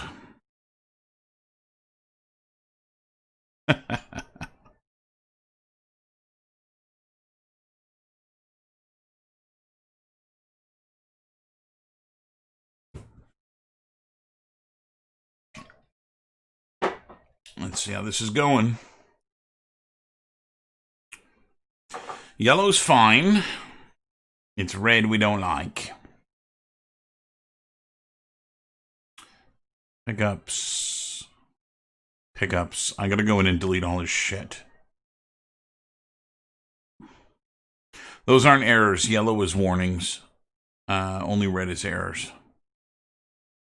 Warnings are fine. Warnings just means, oh, you've got a bunch of textures in here and you're not using them, or you've got a material where you're doing a loop where it's taking much longer to do what you probably needed to do, and so they're not the end of the world, but it definitely would be better if they weren't there. There are so there are a bunch of, in the errors that are showing up here, or they're not errors, but the warnings, all of this stuff. Oh, you failed too, didn't you? Oh no, it did not fail. Okay, we're gonna build. We're gonna build. So when I purchased the interaction system, this guy actually has models in here. And these were his example models, and I don't need those for anything, right? They're his meshes. These are the things that I'm getting errors on, and they're getting errors because they're being referenced in other things. And so I just got to go and delete his shit and not bother with any of mine. But anyway, the build worked. So I want to go test the build. So no, I put it into, well, let's go in here. Where are you? Cabin in the Woods. Build 1.0. Windows no editor. And there's Cabin in the Woods exe. So let's close the editor and see how this works. Damn it, you don't have to check my own shit. Stupid software. I don't abort. Fuck off. There's no viruses in the thing I made. Dipshit.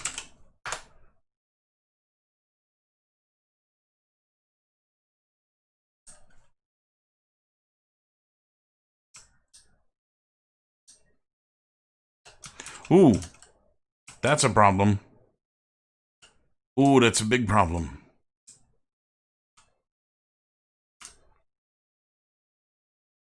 Shit, son. All my totems have reverted to their base number. Why the fuck did that happen?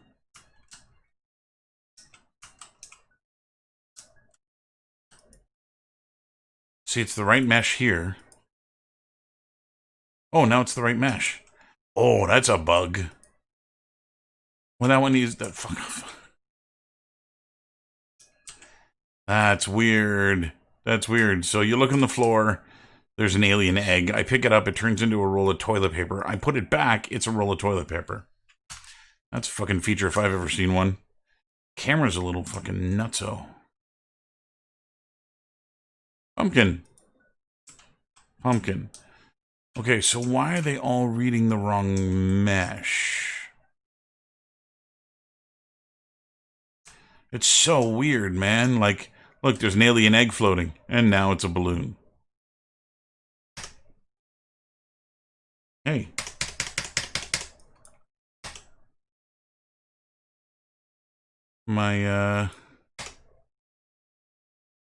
That's weird too. My menu doesn't show up. There's the wad of gum.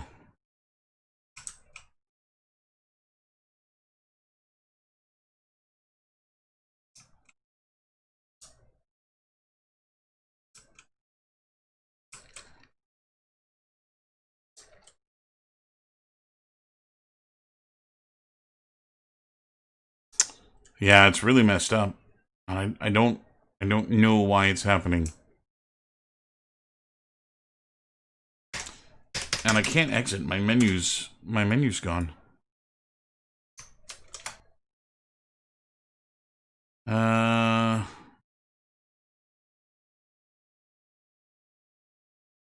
in the Woods.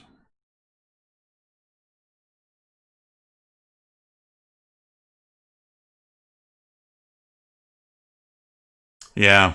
So I know why it's happening, but I don't know how to fix it. So the reason it's happening is that all of my meshes here, all of these things, these totems, they all have I'm not even in the right map. Yeah, save everything. So all the totems have a variable right here. And that variable determines which mesh is being used, which creature is being used. You can see all the names appearing here. And for whatever reason, all of the values default to 0 when the game's being played. And it isn't until I pick them up that they all switch back to their proper number. And so there's definitely something screwy going on. Build, Windows no editor. Oh, well, okay, let me go back here and delete these two folders. This one is where my icon lives, so we're going to keep him. Actually, you know what I should do is I should be building this into a separate, out of my Unreal Project folder. Let me go back into his shit. Gotta leave that. No maps is fine. Meshes are gone. Particles is non-fucking sense. Force delete. Sequences. I don't need this shit. Ooh.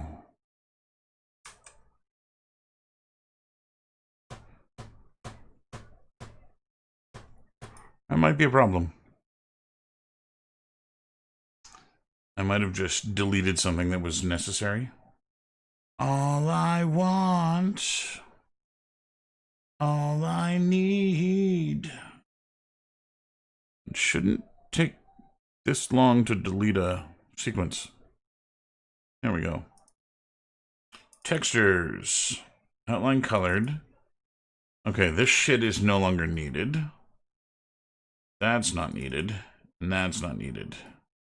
1, 2, 3. I always wanted it this way. Whoa.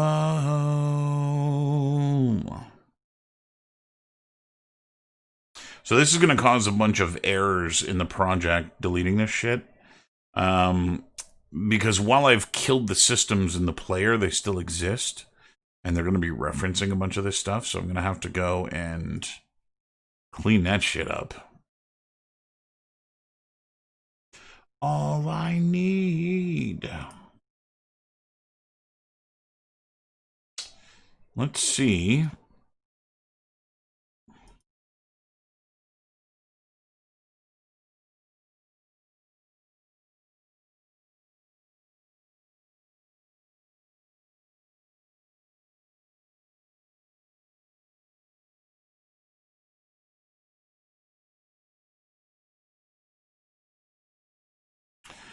The problem is that there's no waking or sleeping here. They're all kind of already got the right number. And I know the number is being paid attention to because when you pick it up, you get the right mesh. And so there's something that's popping these things all down to 0 when the game loads. And so I'm gonna have to dig in to see where that is. Let's save all. Yeah. Let me hit play here. And we'll play this in the editor.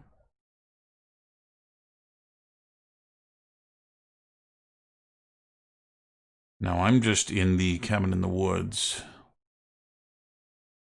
Come on, you. There we go. So I'm not going to get the menu or anything. Okay, so they still work here.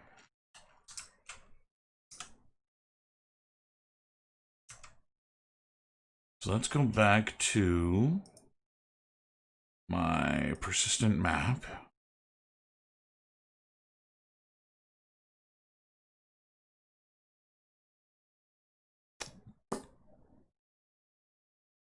Yeah, I don't know what might be causing that. Let's do another build.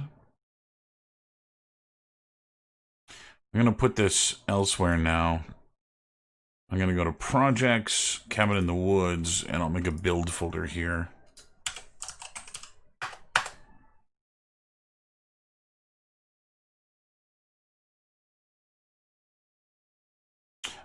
All of the actors that are in here, they are all instanced.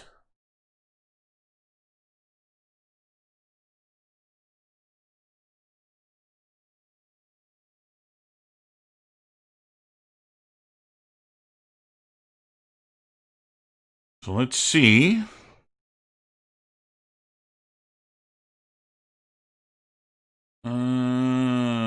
Still a bunch. Pick up shit. Those pickup warnings might be something to pay attention to.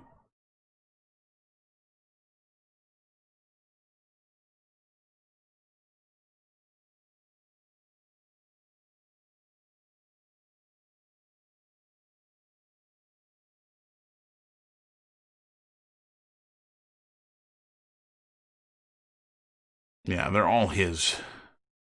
All his stuff is still causing errors. It is building without fault now, which is good. Let's go back here.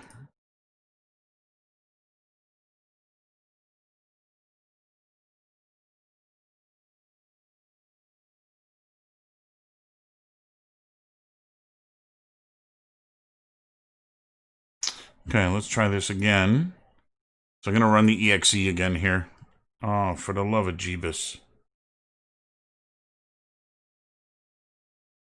I'm just going to ignore that it's being scanned.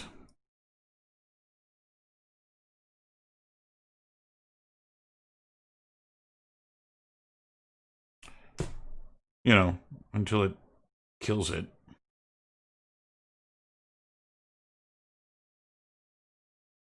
Oh, AVG. Fuck off. Okay, the audio's there, so it's at least doing what it's supposed to be doing. I did notice they were already, they're already wrong. Okay, so I've got to figure that out. Some weird banding on the character.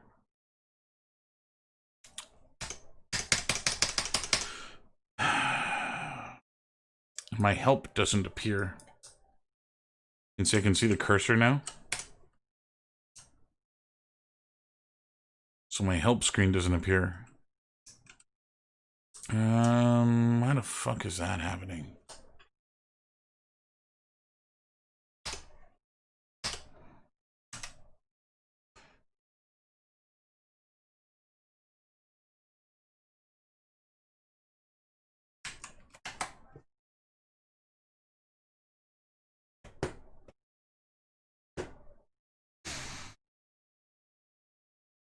Okay.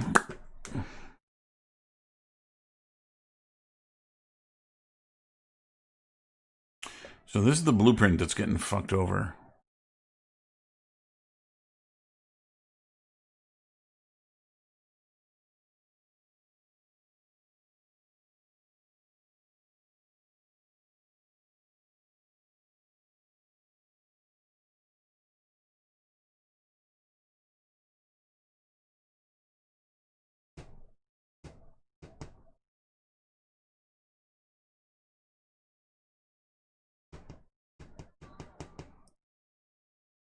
Okay, I think what I need to do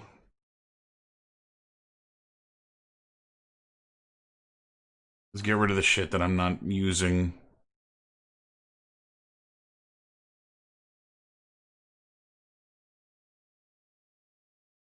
Okay, I think it's this one I don't need. Handheld I don't need. We can get rid of that.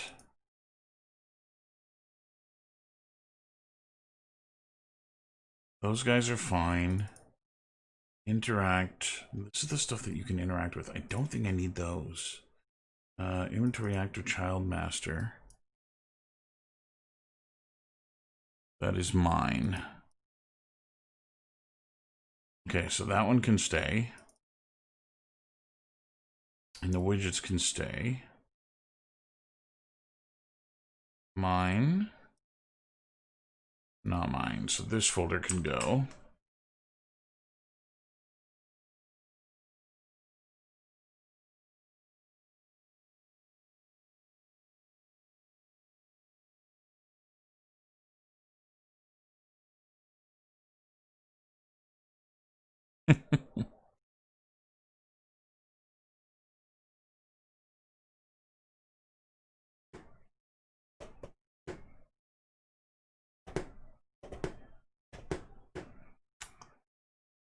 Might be execute order. Check if the array initiates before placing the actors.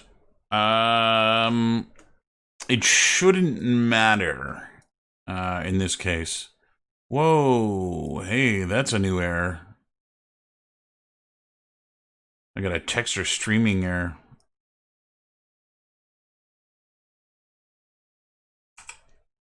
Texture streaming pool over 180 megabits. Am I in persistent? I'm in persistent. That's why it's so dark.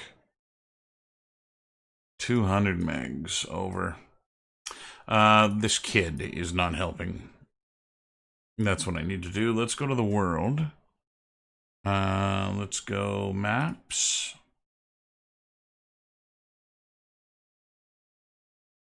Cabin in the woods. Yeah, save this. Let's go delete the kid. Those blueprints are insignificant. That one is unnecessary. Save all. I shouldn't be getting that error anymore. One would hope. Okay, back into my blueprints. I'm never gonna dance again. Okay, that's the template. I don't need that one.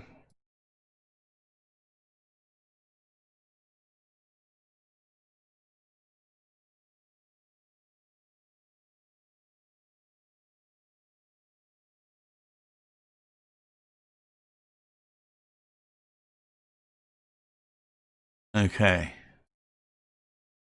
Assign creature. And then assign the mesh.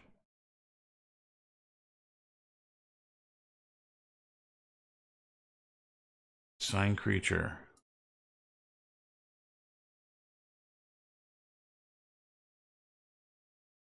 I'm going to try and swap those.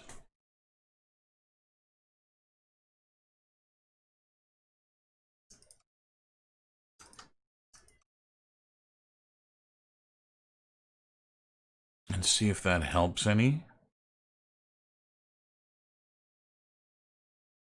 Let's switch this back to play an editor.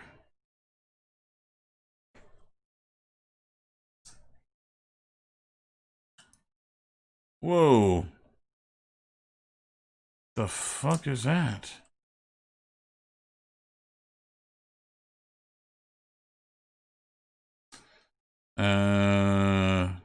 That's new.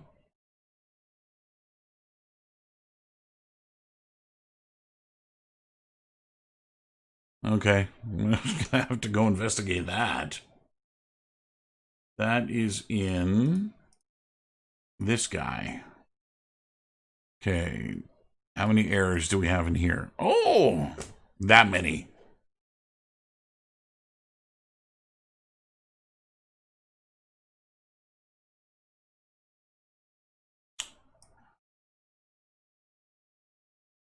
I already have that open. I don't have that open. So this is fun. Gone from complete functionality to now the shit crashes. So in deleting a bunch of the meshes that came with the interaction plugin, I've now broken their player character. And that's because there are now errors all over the place referencing stuff that doesn't exist anymore because I deleted it. So let's go take this, for instance. That's the interaction blueprint. I'm going to delete all of that. You. Okay, compile. Don't crash. Dun dun dun dun dun dun dun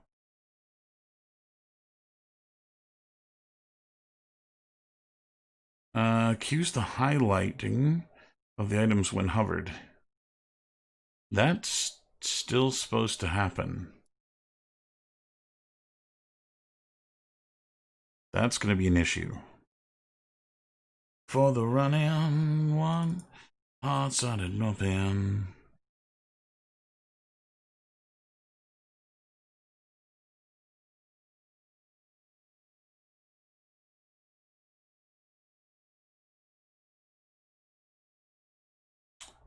This class no longer exists.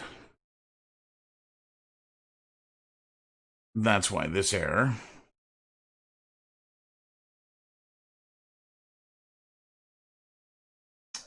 Okay. So that one's good. We can bypass him and go into here.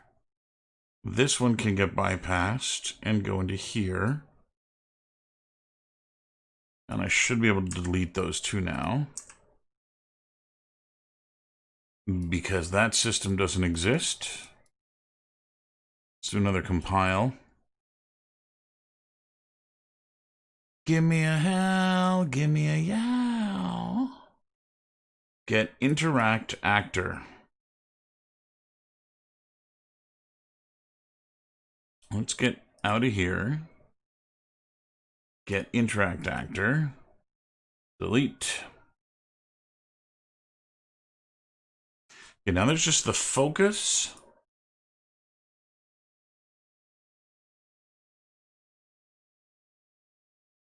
Interact actor doesn't exist anymore.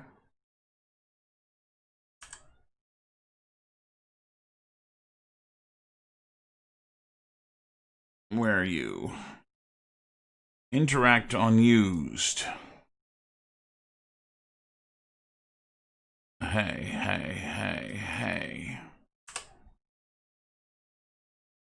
Okay, we got one more. Yeah, this is an issue. Okay, what I'm going to do is just break the false for this. We have no errors. Let me hit play here and make sure the system works.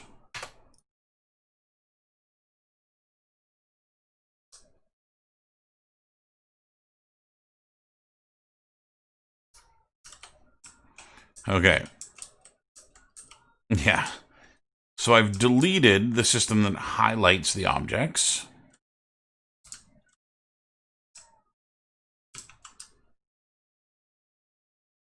I can still pick them up. That system's still there. And the system that is changing the look of the camera is broken. That is this guy. Client handle focus interact. Yeah. I know you're in error.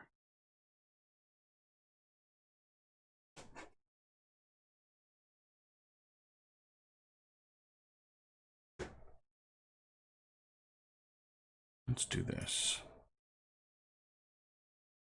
I heard her say, you can't stomach what you're gonna see. Man, I wonder how much of this is permanently broken. Okay, that's the glow. So that system's working again. All that's happening now is I'm blowing out the render, and that's in.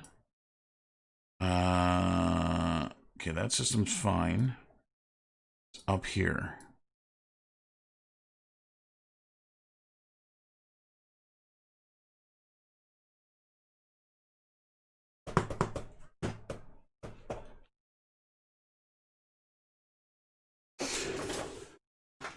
No, it's not a camera sorting issue. I'm doing some post effects on the camera. Some post processing on the camera. So when you pick up an object, it blurs the background and does a bunch of other things. And so it's not a sort error; it's actually a tinting error. Where it's actually tinting the the system, which is not what it should be. Focal region is on.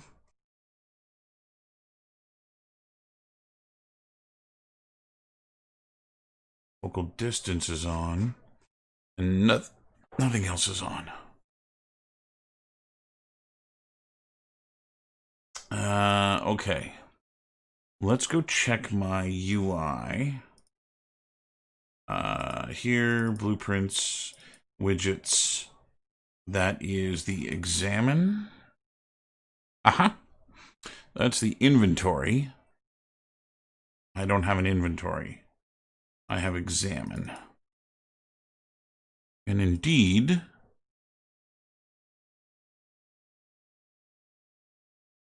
vignette. Okay, so what's happened here?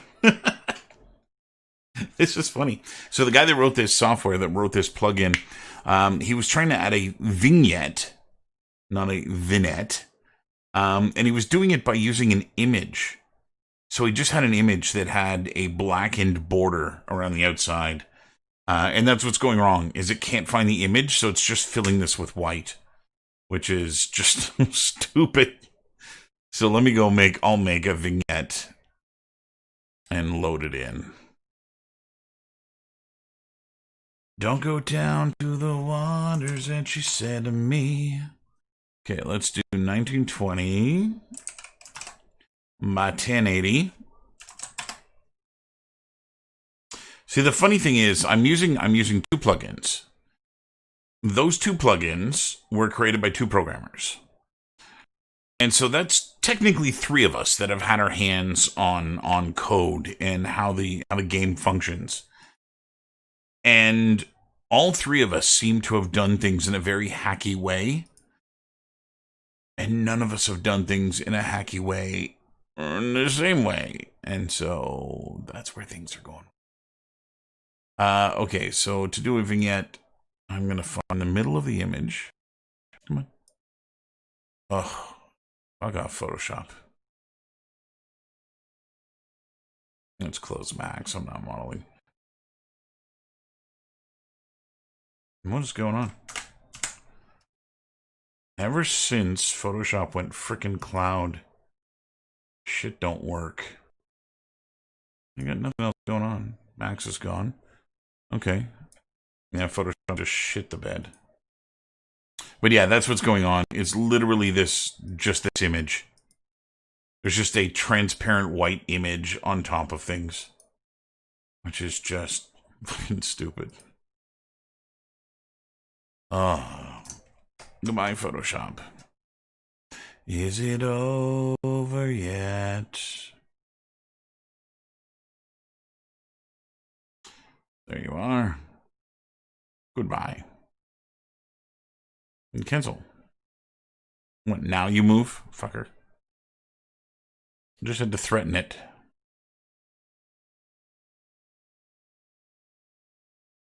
Okay, we'll do this. Whoa.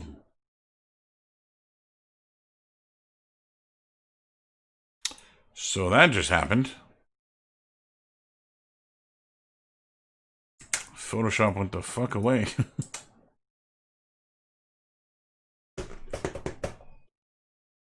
My God, Photoshop.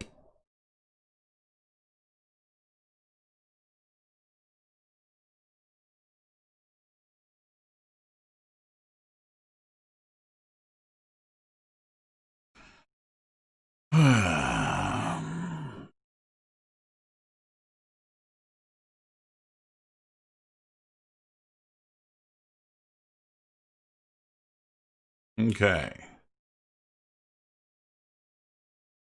Let's try this again, shall we?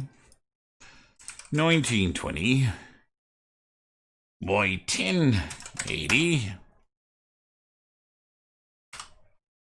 You take the breath right out of me. Go back to my elliptical marquee. And I'll do something like that. I'm going to go select. You'll feather this. 100 pixels. Invert. New layer. And that, ladies and gentlemen, is a vignette. Now, I'm going to put this down here. And I'll save this as a PNG. Images is fine. PNG. Vignette. Be the death of you. Okay, so now images, we can go and import. And if I import from Cabin in the Woods, images, I'll have my vignette. We're going to tell the vignette that it's UI. No, not HDR. User interface. So that it doesn't try to cobble it down. I'll have it selected. And just make sure I'm on the vignette here. And I'll plug that in. Compile that. Okay. By the door.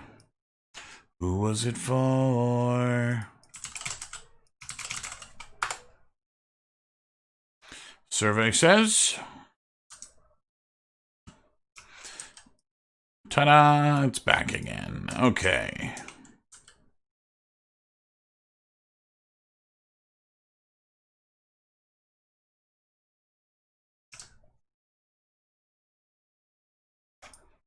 Okay. So it looks like the system works again. Odd.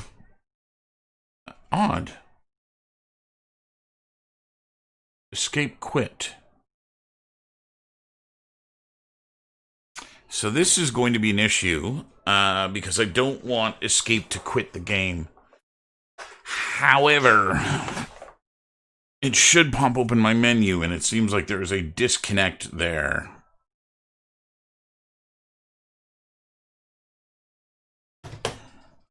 So we're in the, what are we in the character here? Let's go into project settings, and let's go check out the input.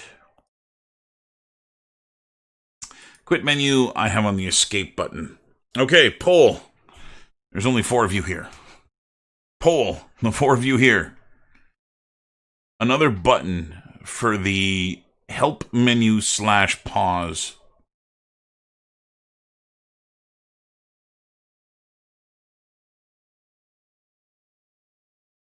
Spacebar? Do I hear spacebar?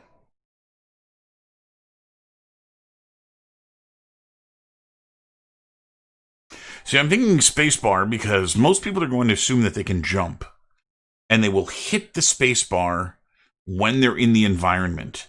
And they will bring up that menu. And so I feel like putting it on the spacebar will just kind of make sense. It'll make them accidentally find the pause menu or the break menu or whatever.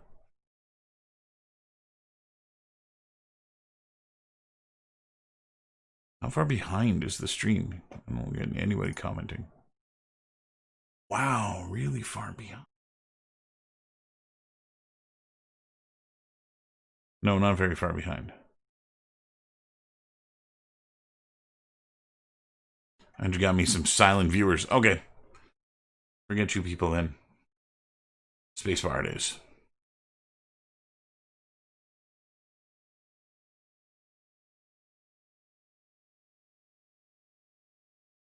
Ah, shit. Is that going to cause problems? Doesn't cause problems there.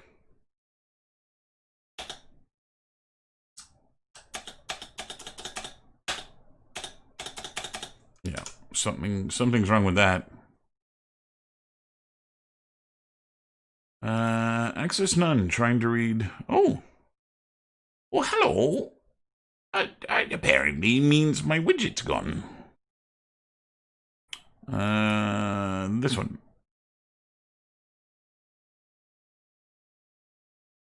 So that doesn't work. That's worth noting. That doesn't work.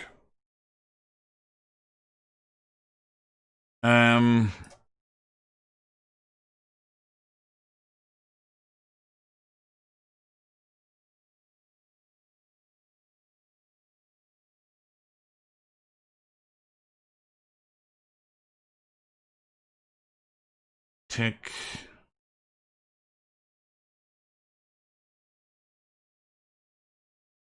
Okay. Right click. Menu. Event. The shit did I call that?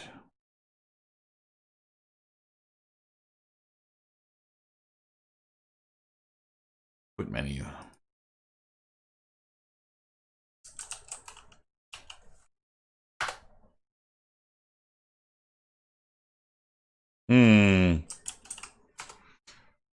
If I can make many of these.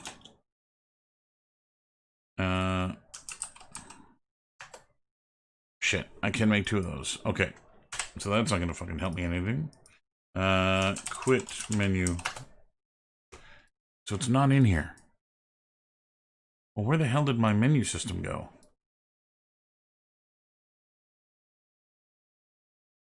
Enable mouse cursor. Visible actor. Maybe I didn't do it in there. Widgets. It's not in the widgets. It might be in the level blueprint. Yeah, spacebar makes sense, right? People are going to hit it by accident and realize that that thing's there. And so, it makes sense.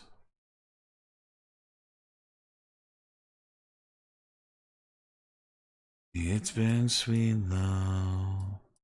Quit menu.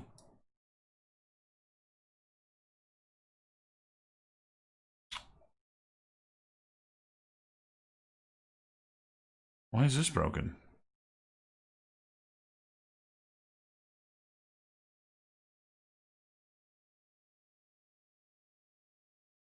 That's the resume button. That doesn't work, but that's a whole other thing. Var menu widget. Set visibility of the variable menu widget.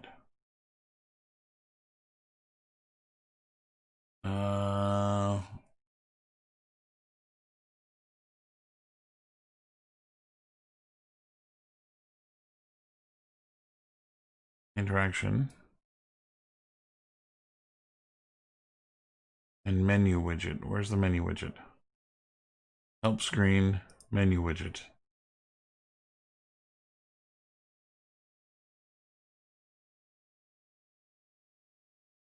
Okay. It's being added to the screen. Add to viewport. Let's change its view order. Z order 100 and see if that helps. It might just be behind everything.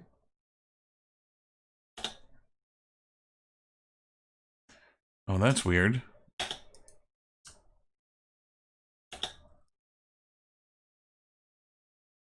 I don't get it. It's working because I can hit spacebar and I can see my cursor.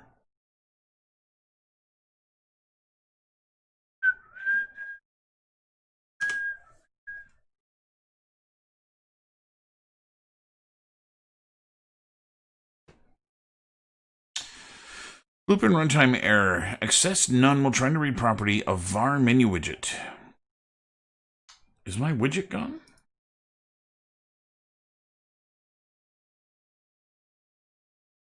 Help screen.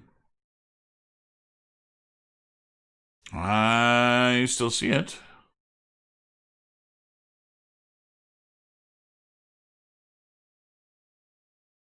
Create help screen widget. Maybe I don't want to be setting the visibility.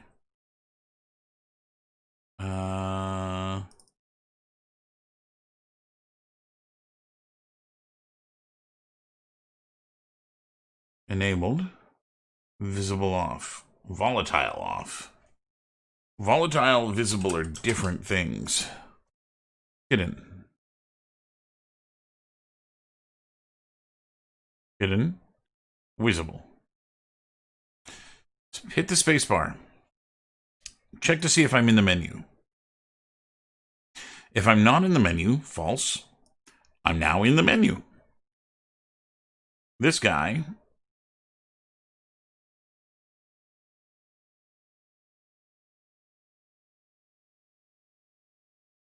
which gets set here.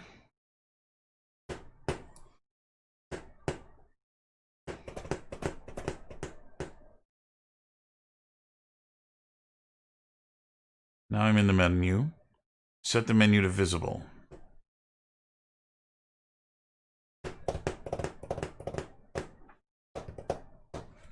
But it's returning none.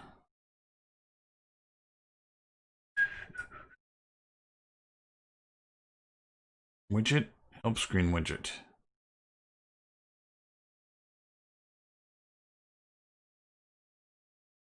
There's something really weird going on with my widget.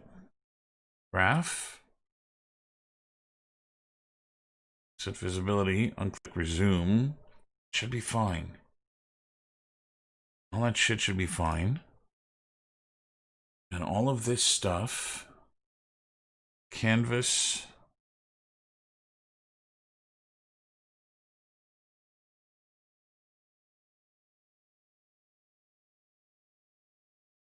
That's fine.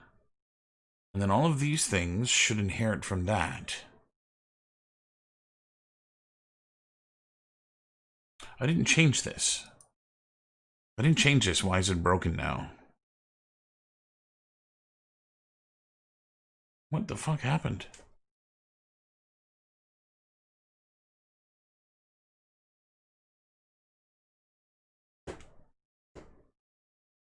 It starts off hidden. It's enabled. I don't need it to be enabled. I need it to be hidden.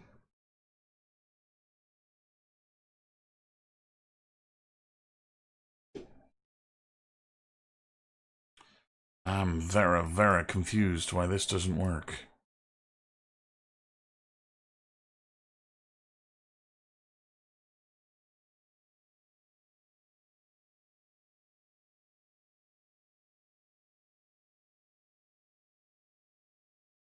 It's an order problem.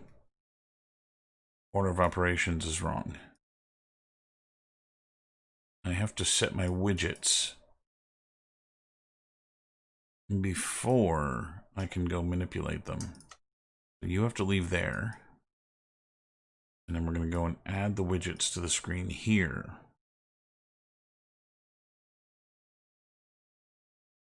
That's what's going on. Can't stand. Let's see what this does. Well, that's not lovely.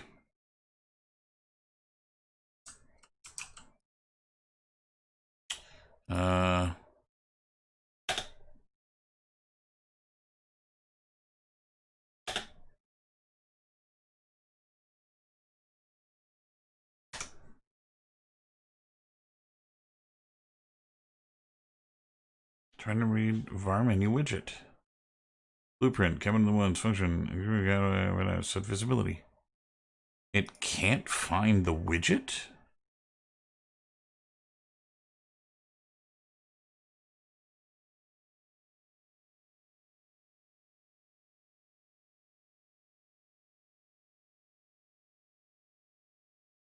Party's all over.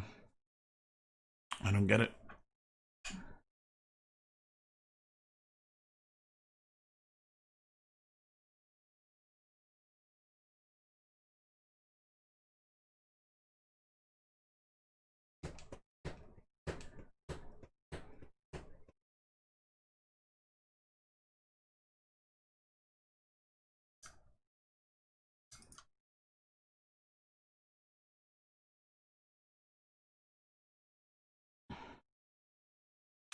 Var menu widget.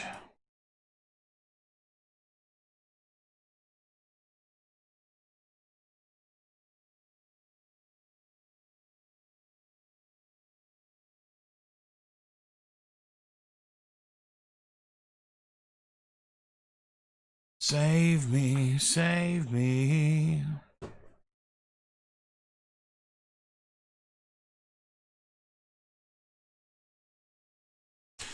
This doesn't make any sense. There's a system that was completely functioning and I haven't edited it. And the system is still intact. So it doesn't make sense that it would be now broken.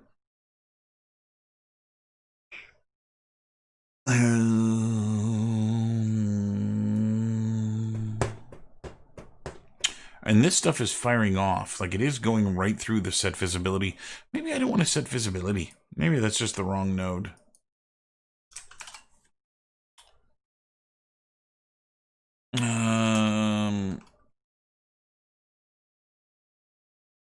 Let's set visibility again. Okay. Let's go see what's going on.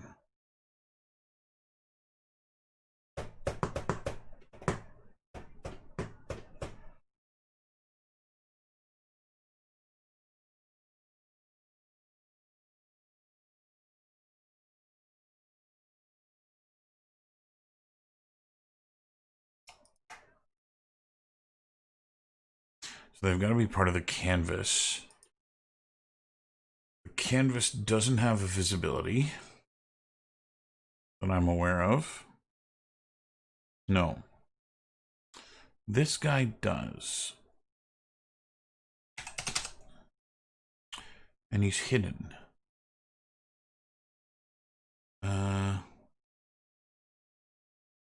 Visible. Hidden. Oh, wait a minute. Is this instanceable?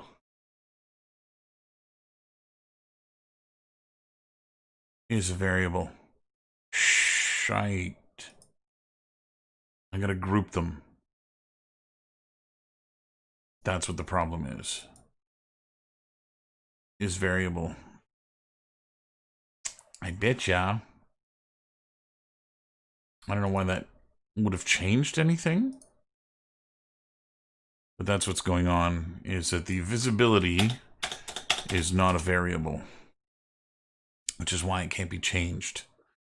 This was something that I had changed, and I put all of these things as children of this canvas panel.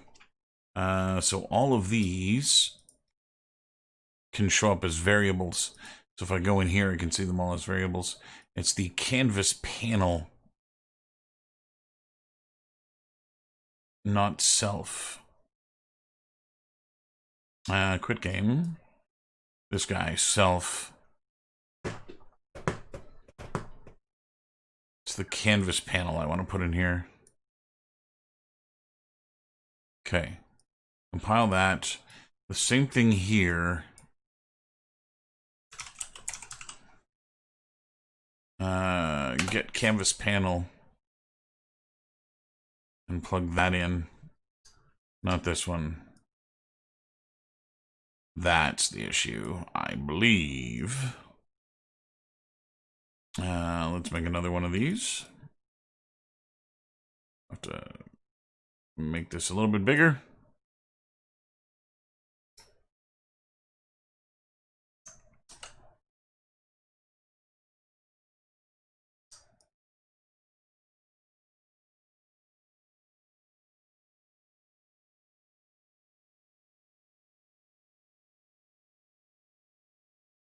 Let's try this.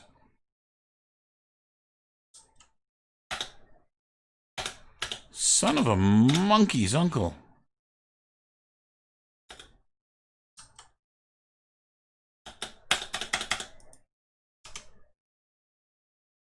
Why is it reading none? Access none while trying to read property var menu widget.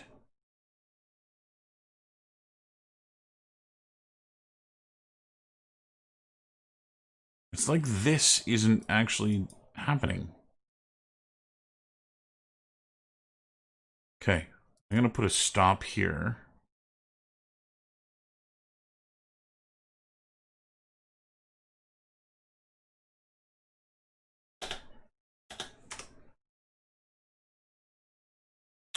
So that's a little troublesome.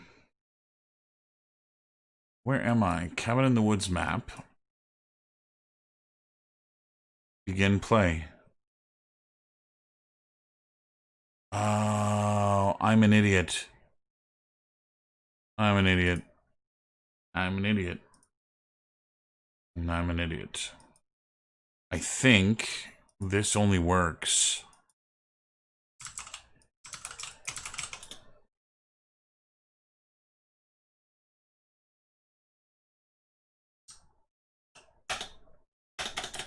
God damn it.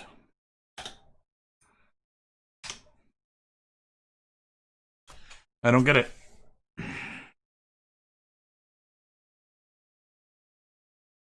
It says there's nothing there.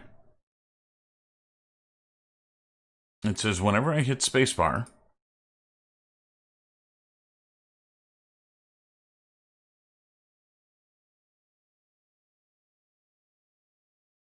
it says whenever I'm hitting the spacebar,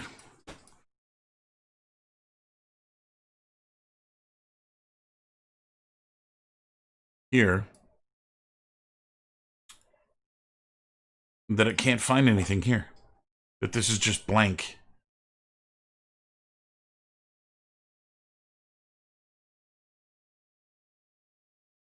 I gotta stop on here. This never fired off.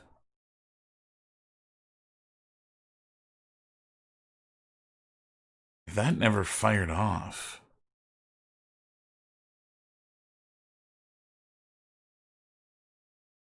Something's missing.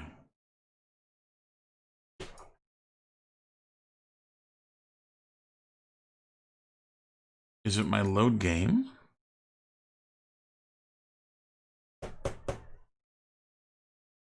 No, that's my interaction widget. That is firing off.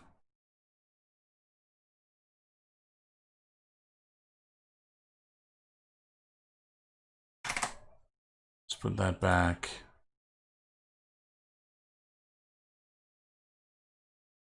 Doesn't make any sense. Might have been staring at this too long.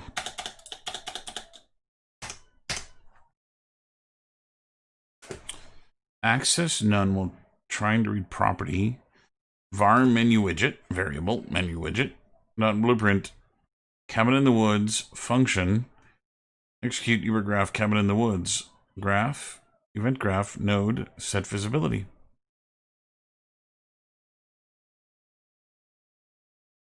It's telling me that it returns none from this.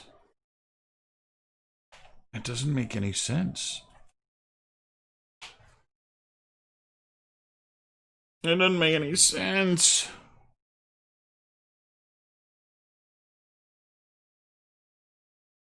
Yeah, it's definitely reading the mouse input, right?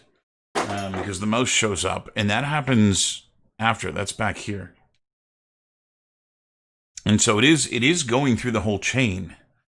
It's just for whatever reason it thinks that there's nothing here, and I can see why. These are empty, and I feel like I should have a default widget here.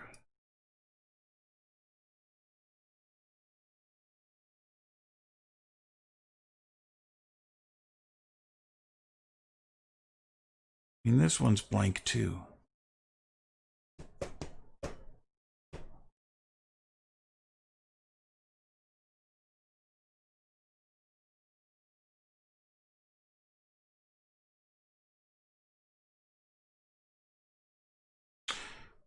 It's, yeah, you don't, in Unreal, you don't draw on the camera. You think of it as a list of sheets of paper that you can draw on. And what we're trying to do is just affect the top sheet. You don't really want to put anything on the camera.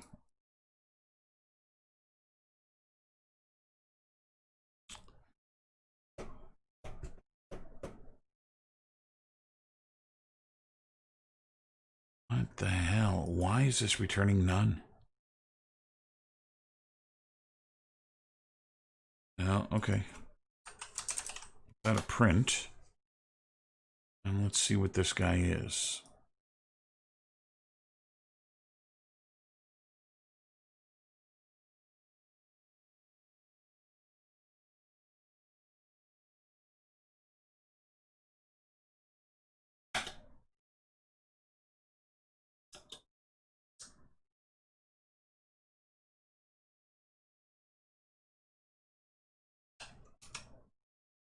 It's not getting anything. That's where the error is.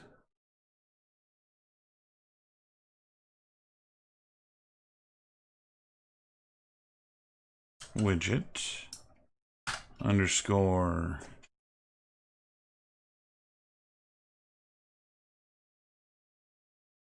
help screen.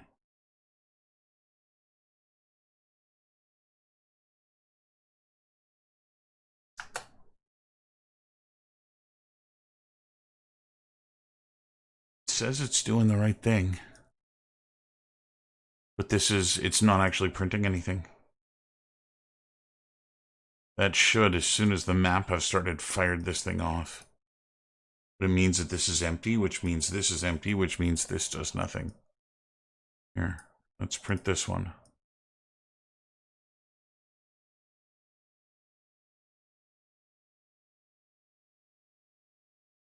Yeah.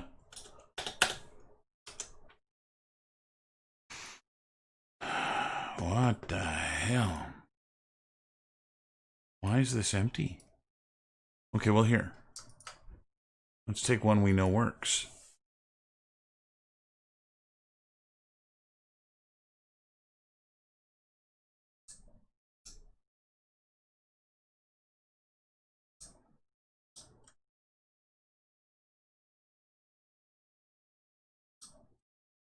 See, that didn't fire off either.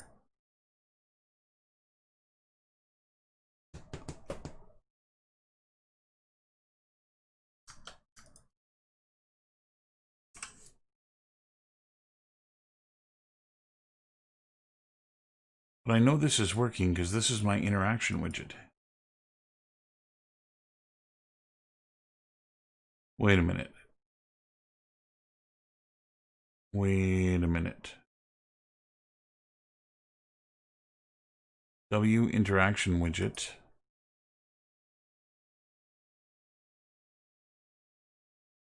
That's my widget. That's not the widget I thought it was. That's not happening either. When I look at something at the bottom of the screen, it's supposed to say left click to interact, and that's not happening either. I don't think anything after the load game is actually happening.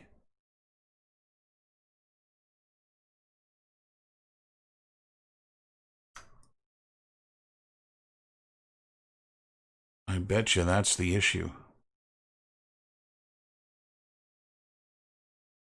That's what I changed.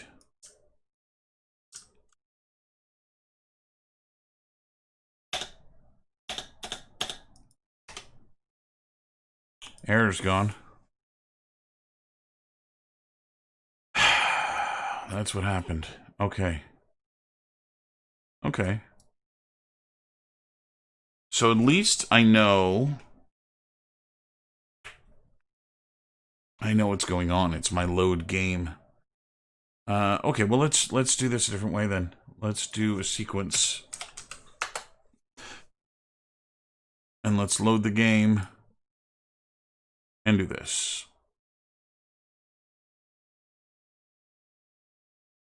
Okay, we'll bring this shit closer. Now, let's go back to this guy. Canvas visibility.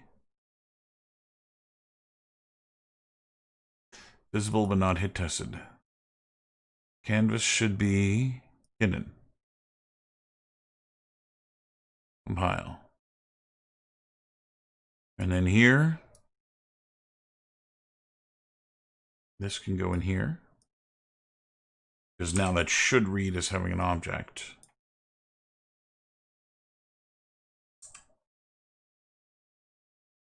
Compile.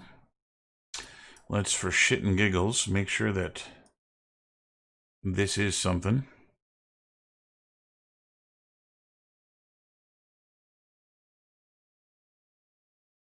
It is there.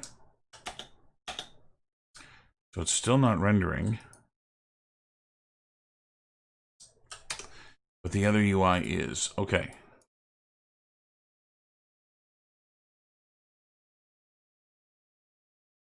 So let's do this again. This guy. Does he have a visibility? Visibility is hidden. This guy, we just want to visible. Not hit testable. Help screen background, visible. Resume button, visible. Quit button, visible. The question is hidden. Yes button hidden. No button hidden. Okay.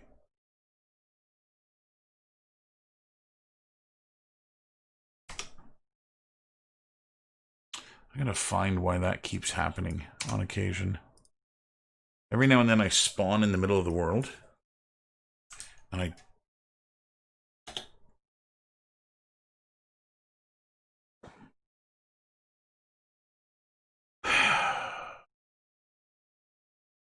So that's a thing.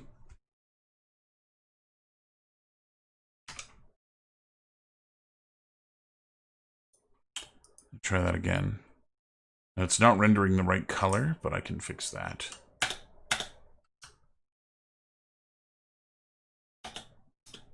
Okay, so that works. Now, why is it not rendering the right way?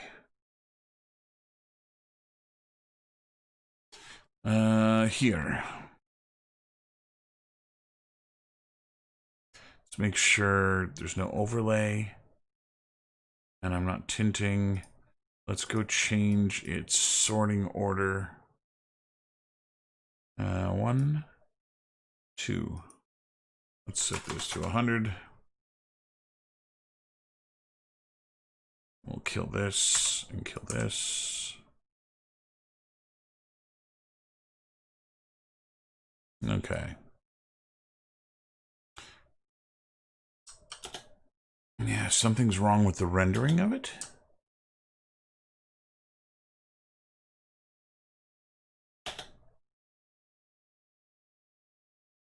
And my buttons are not clickable.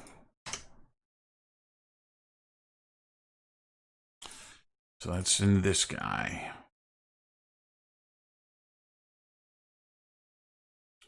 Resume button. Visible.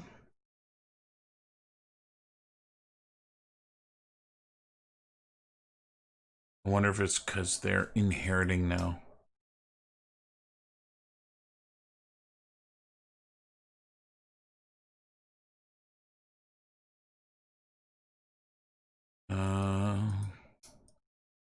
I don't want unparent.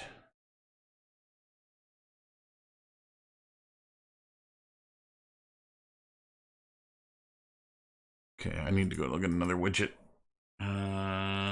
Interaction widget. You're nothing. You're nothing.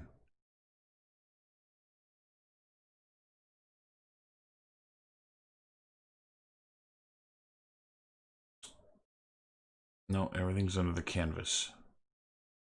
Okay, so that is right. Canvas is enabled. Let's just make it visible.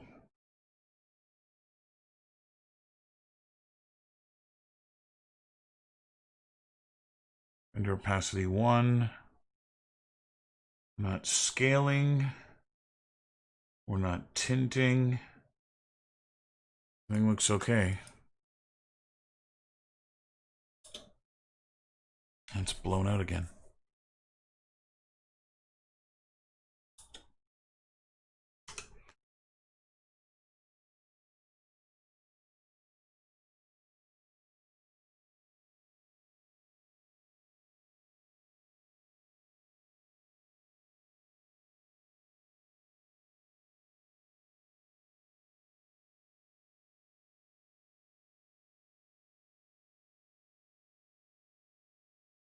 Is focusable.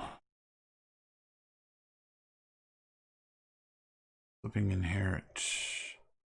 You are visible.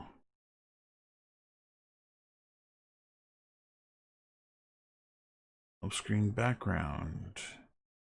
Image, size to content, position, size, nothing else.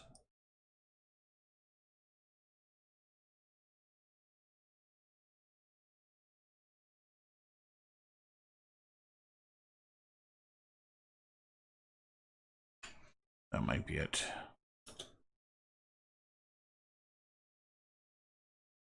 Well, what the hell is going on now?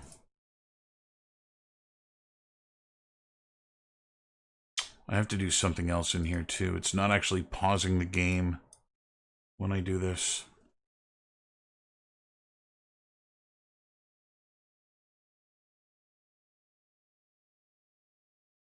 Hidden.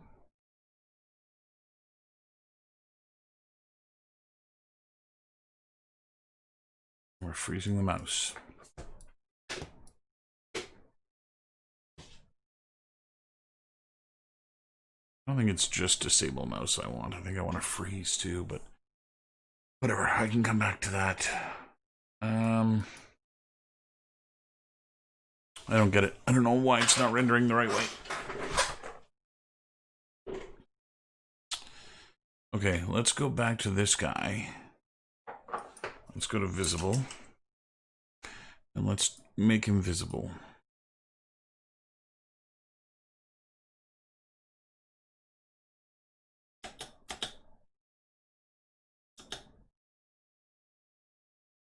And I can't click on anything. Okay. I don't know what's going on. UE4, widget, gray, and inactive. Go Google this.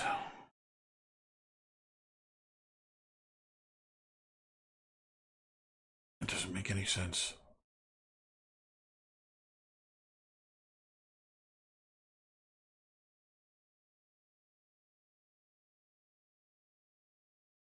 It doesn't make any sense. It should look like this. Nothing is being tinted. Tiling. Color and opacity, not changing anything. No render transformations, no navigation. Same deal with the canvas. That might be an issue. I can't imagine. Yeah.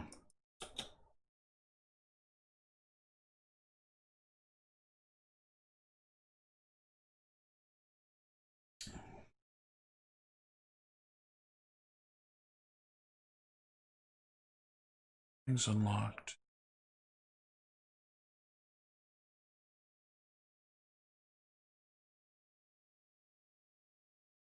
I don't understand.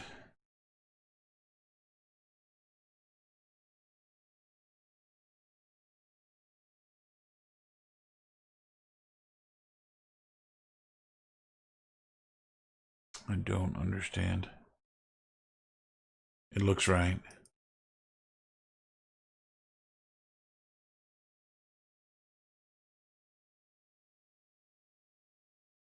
I can't tell.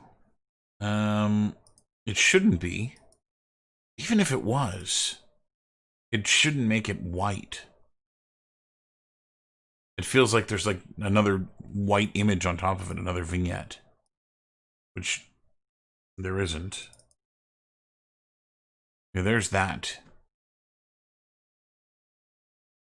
I think even that vignette, I'm going to go and turn down its opacity.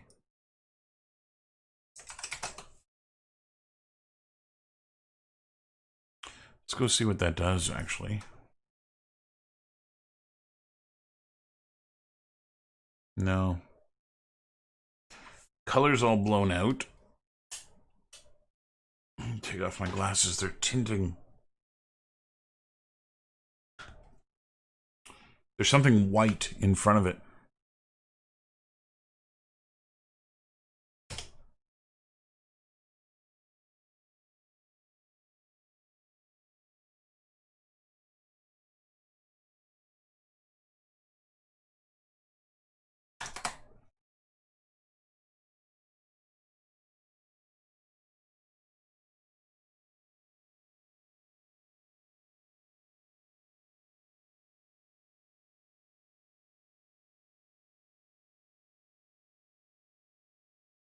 Gets added to the viewport. Gets added to the viewport.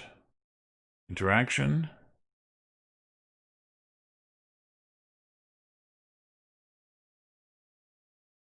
It's not my interaction widget, is it?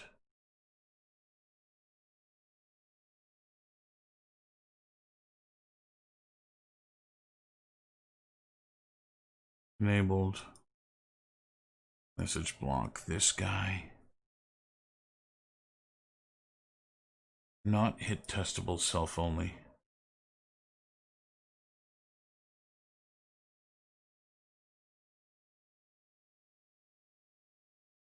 Okay, let's see if that guy's causing the problem.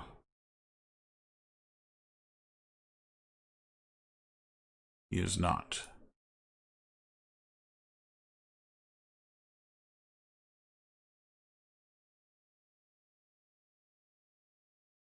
That's good to know.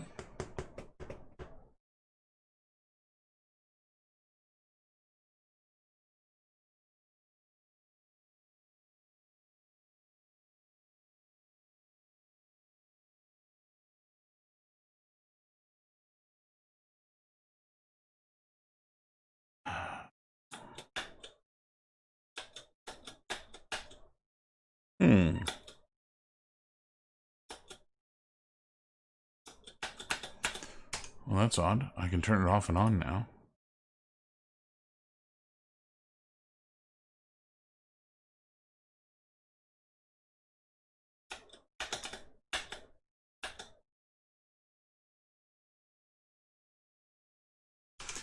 It's like it's frozen.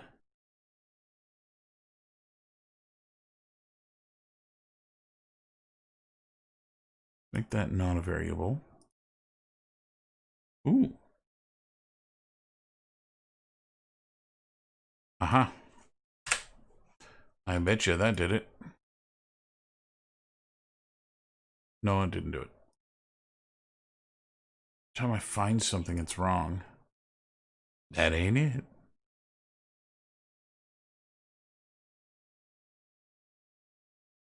Resume button. Right, this goes hidden again.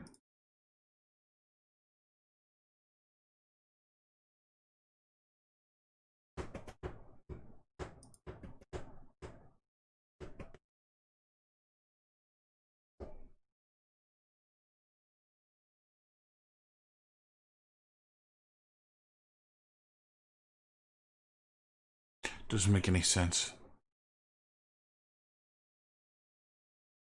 It's enabled.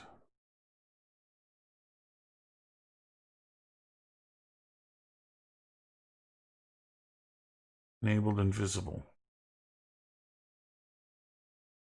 Enabled invisible render opacity 1. Enable visible render opacity 1.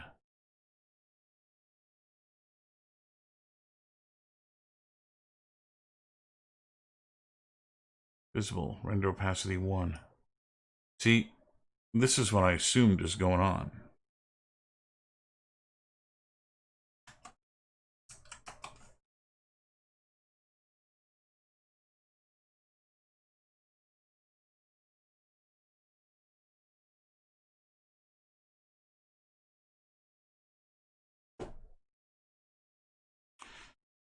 Doesn't make any sense. I didn't break any of this. I don't know why it's now fucked up.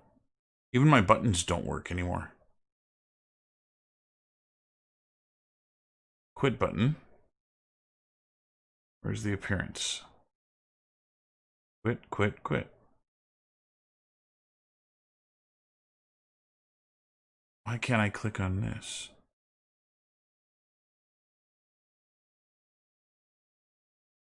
When you click on quit, visible. Question, yes, no button.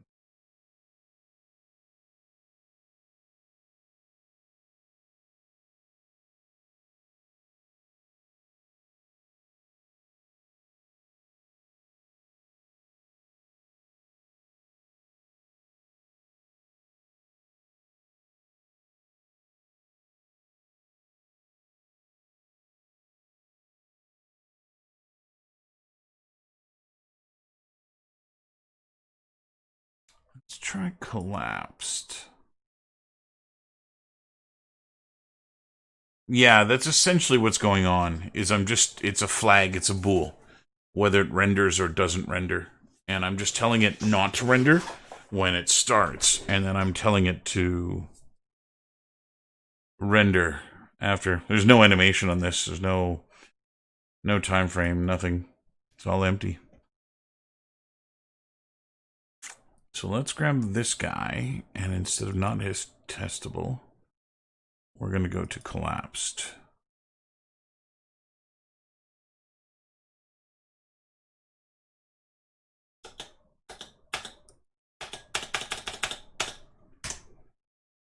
That didn't do shit.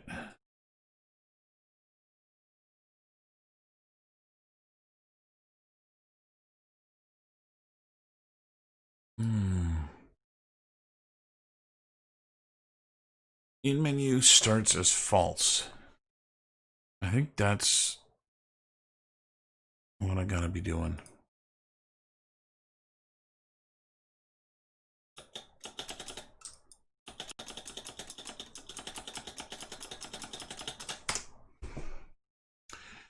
It's not rendering.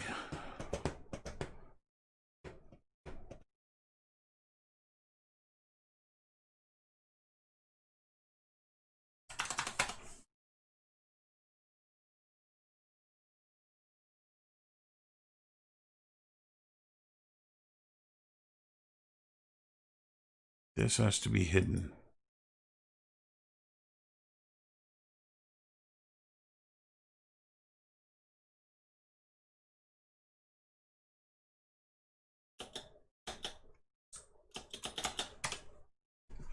Doesn't make any fucking sense.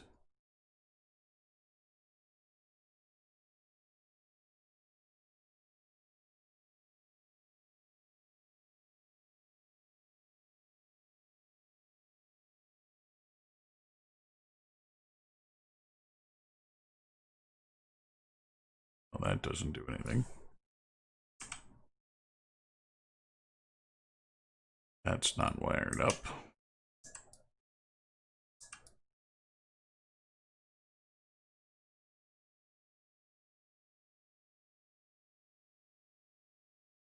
Okay, why the hell is this not working? I'm not even in the right blueprint.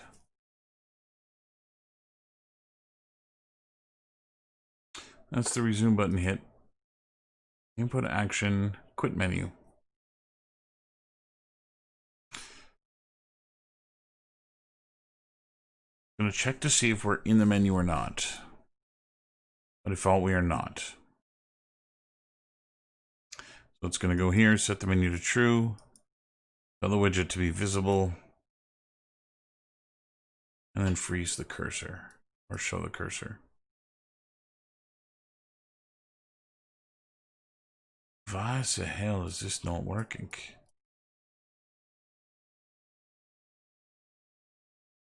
Okay, let's make sure this is firing still. I don't know why it wouldn't be now.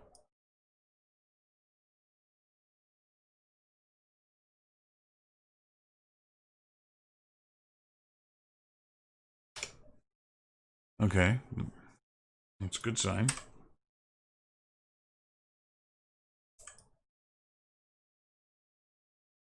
So it is still firing off. Getting my cursor. Set visibility.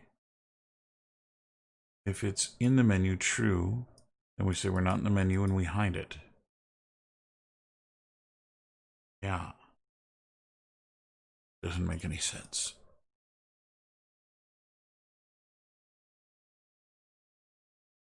Okay, so this guy should say hidden. Let's enable him. What does enable do? Set whether this widget can be modified interactively by the user. Right, so everything's got to be enabled. Let's try this again. Enabled. That's the background. The background doesn't need to be enabled.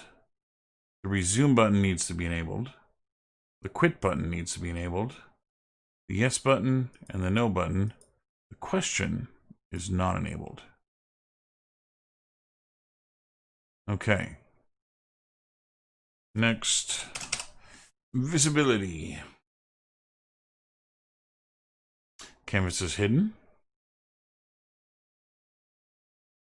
This guy is visible. Background is visible. Resume button visible. Quit button visible. Question is hidden. Yes and no are hidden. There's too many overlapping visible, non-visible.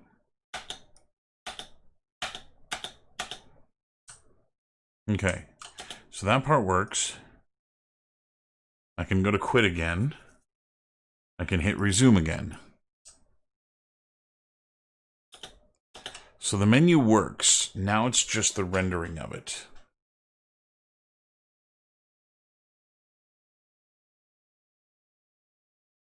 Okay.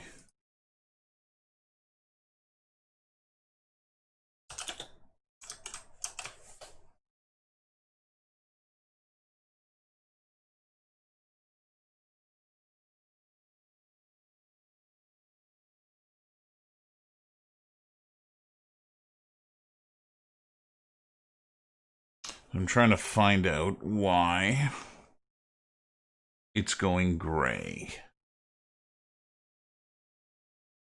Because once it's visible, it should just be visible.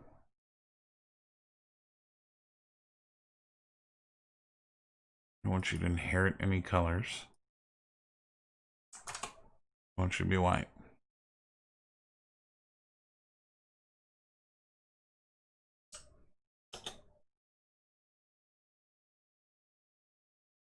You know what's funny is these two buttons work. And the buttons work. Oh.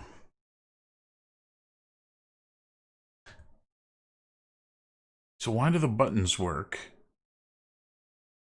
but the images don't?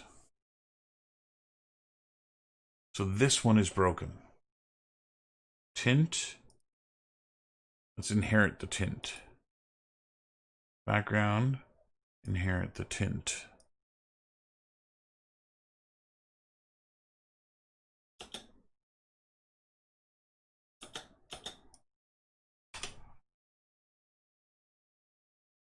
Yeah, I'm aware. You spawned in the ground, you idiot.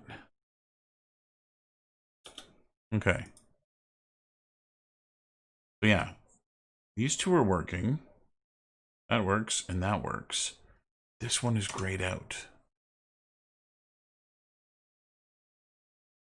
So there's something about this image.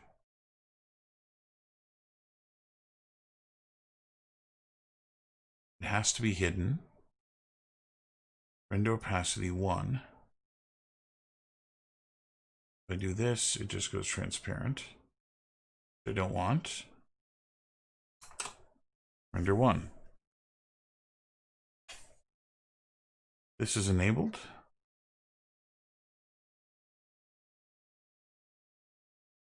Maybe disabling them is turning them gray.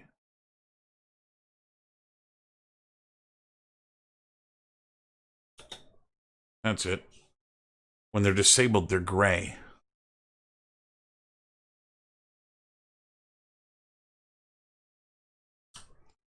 Okay. That system works again. Save all. Holy mother of all that is sacred. I feel like I took stupid pills. My goodness.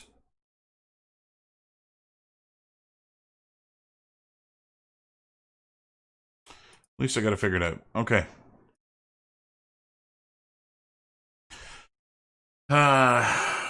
What the hell was I doing before I broke everything? I want to freeze the player. Okay, so in here, when we pick up an item, it is freezing the player.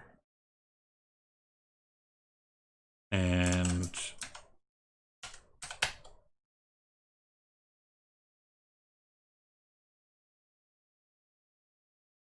those are just bools.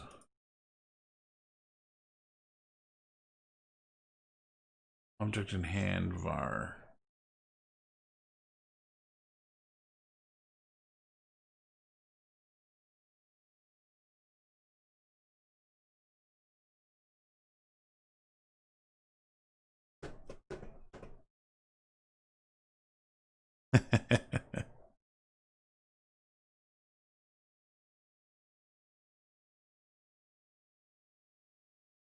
That's what I want. Input mode UI only.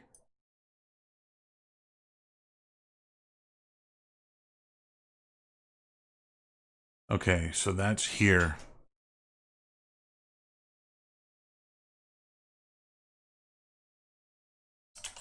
Input mode.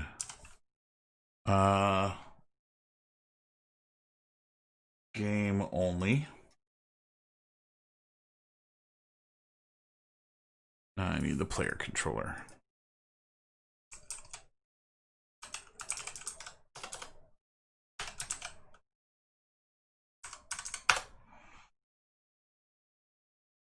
Okay, let me make sure I'm putting these in the right area here.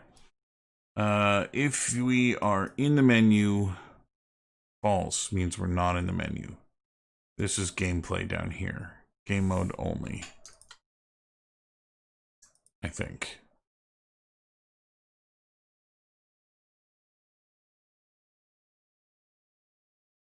Let's take another one of these.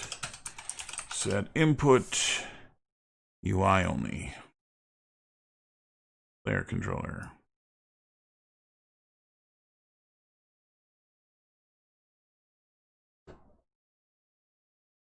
Can I do that?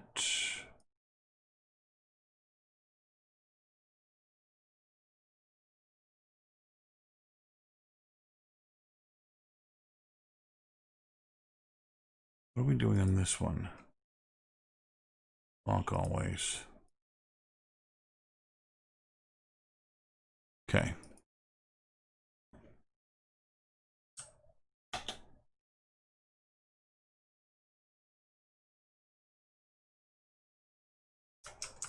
I got them backwards. This goes here. This goes here.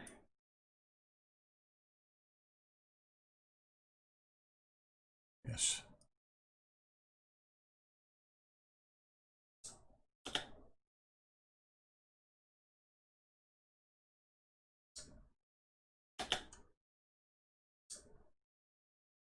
Okay, now it's actually working like a pause menu. So as I move the mouse in here, it's not actually moving the camera in the background, flipping them around. Camera stays exactly where it was. Say, that's a good looking fella.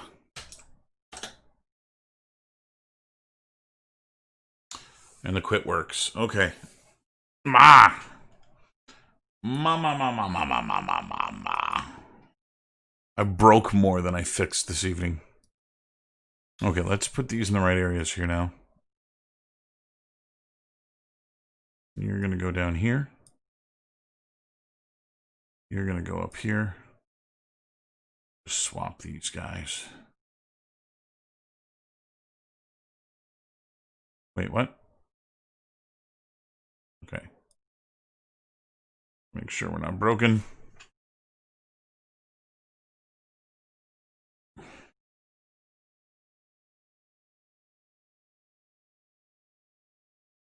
I don't know what to tell you. It feels like it's working. Okay, so I've saved everything and set everything up the way that I wanted it to.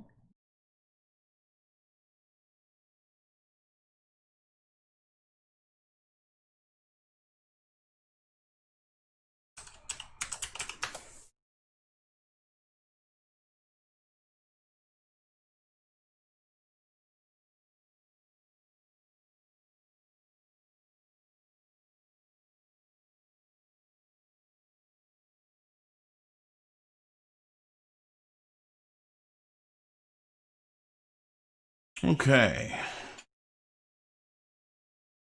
You're going to get a tidbit of the ending screen. But that's okay.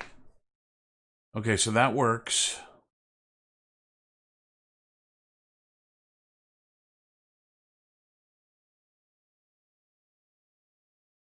That works.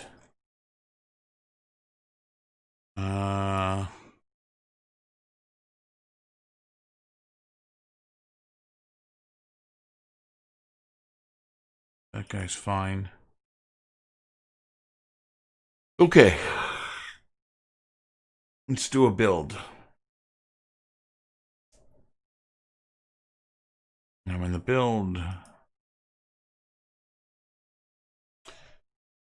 Now I'm hoping. Whoa.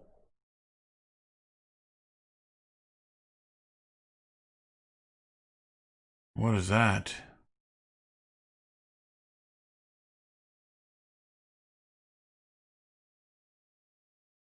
Error, input mode, UI only, attempting to focus non-focusable widget. Oh, that's fine. What is this?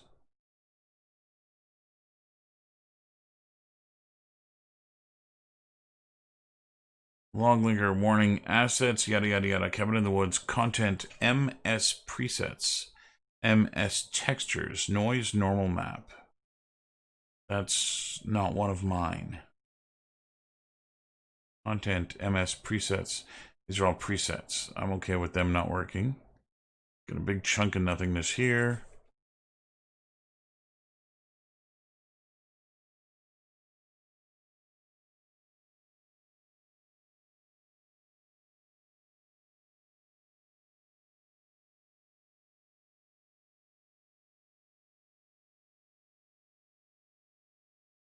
Okay. Something went funky here.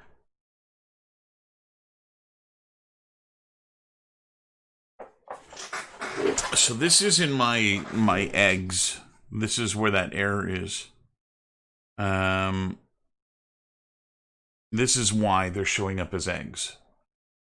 So script message, attempted to access index 0 from array.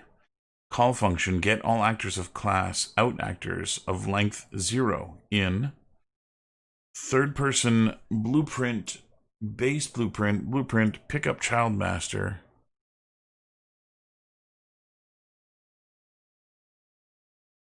Child master, assign mesh.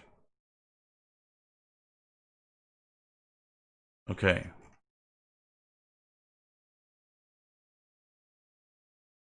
It's in here. Yeah, man. Trying to fix all my shit. The game isn't much of a game if everything is an egg. And so I've gotta fix this. It's a pretty major problem. This is the error right here. All this yellow text that I'm getting. There's actually one of these for each of the meshes that's in the world. So I just got to do some digging into what this actually is saying.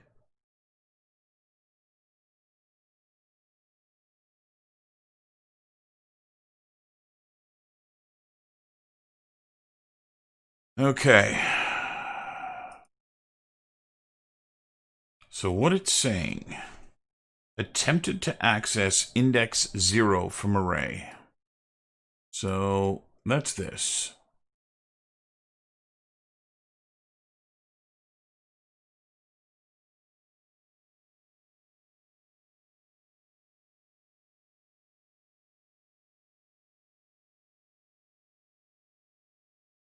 Get all actors of class BPLDA. That shouldn't be BPLDA.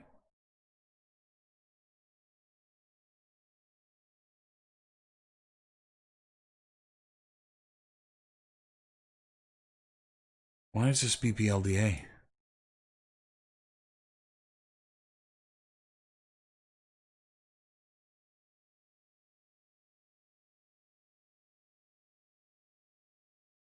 Totem number 0.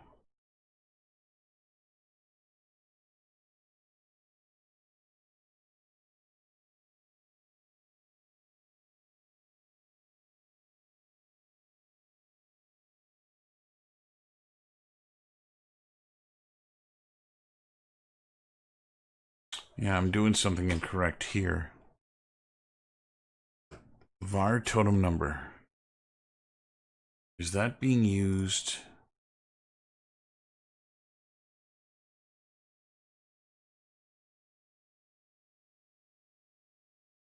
Set the totem number from the totem number selector.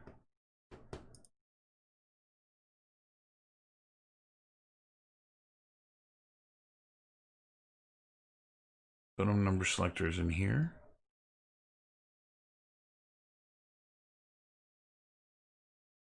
This system is broken.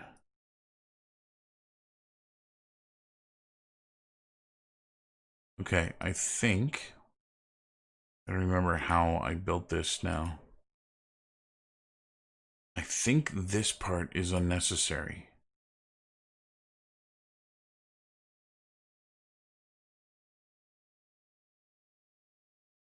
So there's only one actor in here. And it's got the totem number selector. Yeah, I'm doing some inter-blueprint communication, and I'm doing it a really bad way.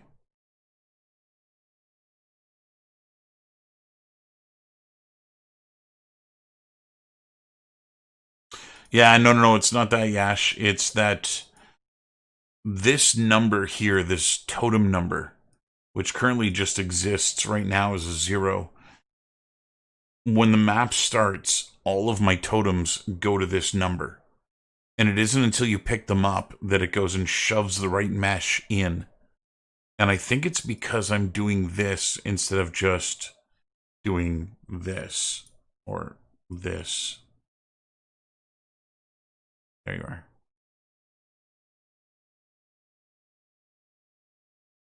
If I did that. Where's my mesh? Okay, so that's still working.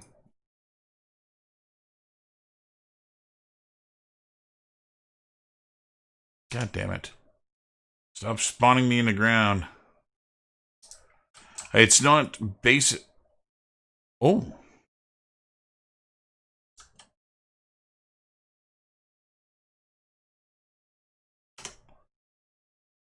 Right. I do need this.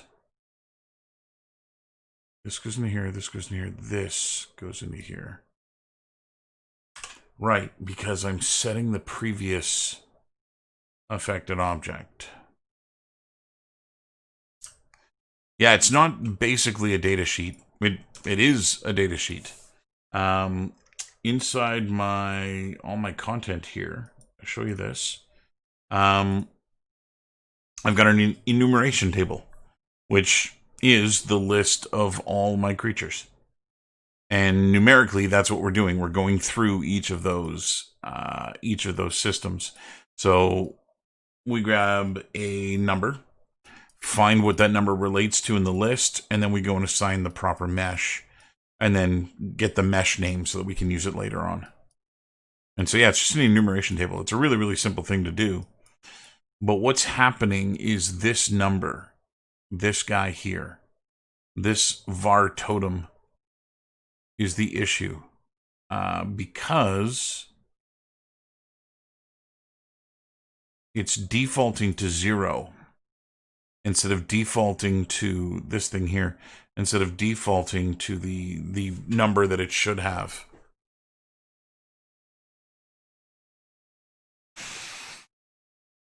Now, my question is, why does it work in editor?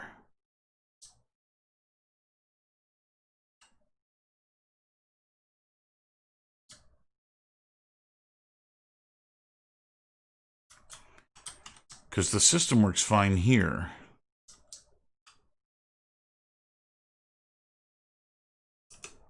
Why is it breaking in game?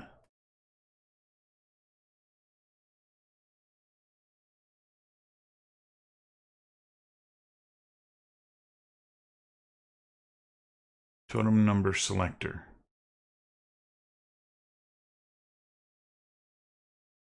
Totem number selector.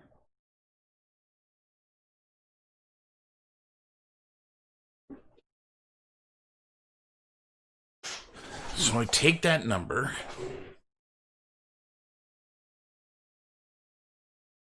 I don't understand why I'm doing this at all.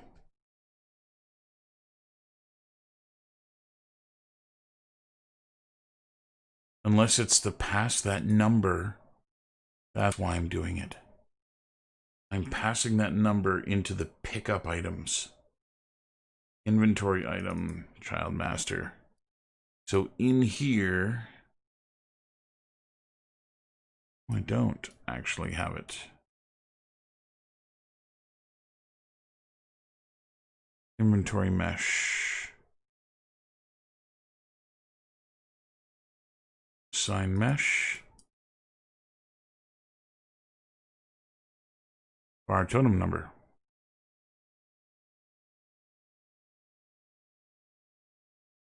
This is why it's going wrong. I'm doing these different. I should be doing this here.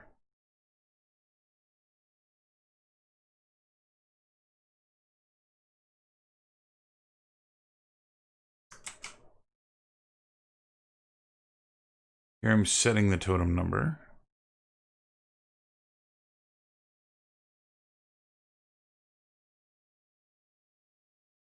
From the number selector. Yeah, I think if I replace this.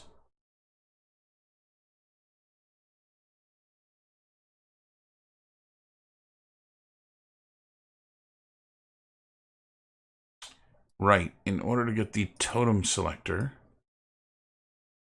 which is in here,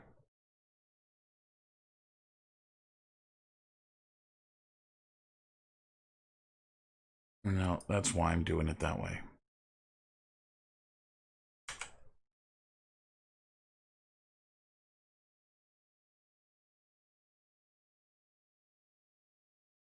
So set the inventory mesh here based off the totem number. And then that's what's coming from the BPLDA, is the totem number. So I'm using the BPLDA as a transfer. Totem number. I'm setting the totem number here.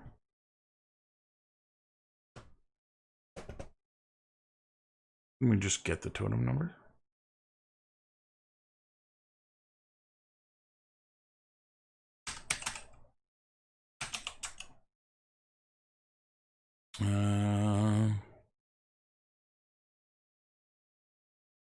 Get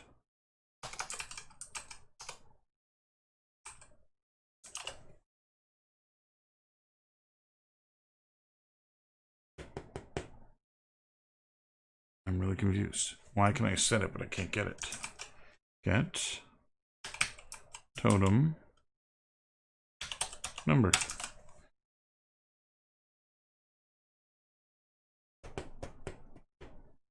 It's in the BPLDA.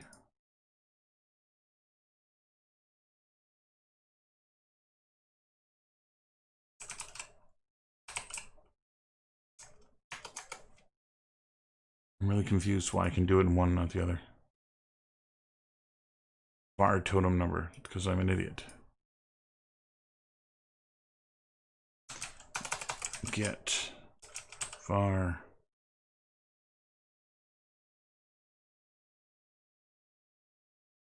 totem number. This goes in here. And instead of setting this, let's plug it in. And just bypass that. We got a garlic. Oh, they're all going to be garlic. We got a garlic. We got a garlic. We got a garlic. That's why I'm not doing it that way.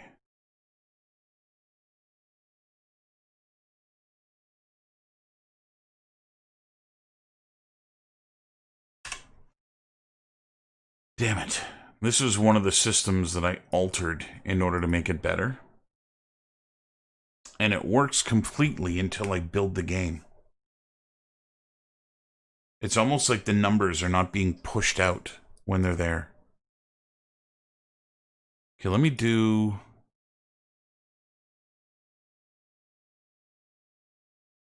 Yeah, so they all go back again.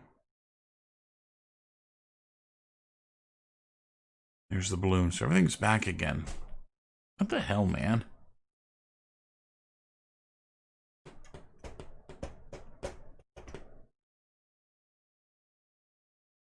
So I'm using the BPLDA to pass a variable from one mesh to the other. So essentially, everything that's in the world, like the balloon, has this number associated with it, this totem number, which right now is 2. That gets sent to the BPLDA, the level blueprint. It gets plugged into here. How many functions in here? Just the construction script. And it's empty. Well, now that's odd.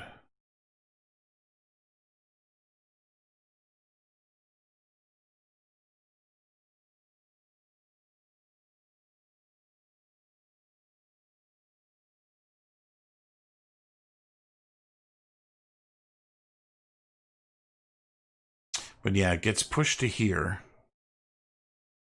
And then it gets read here. Or it gets set here. By the totem selector. Which is this. Or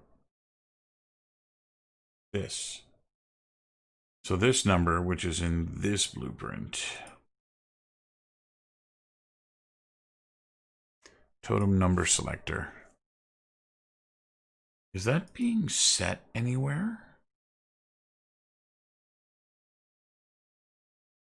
Um,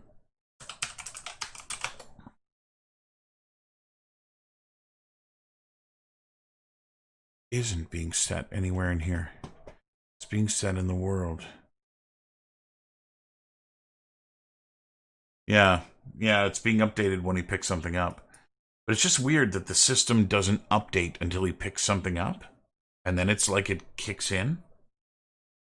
Because the numbers are obviously there and they're obviously working. Because even though it looks like the egg, it is the balloon. Because when I pick it up, it is the balloon. So the number is correct. It is being read correctly.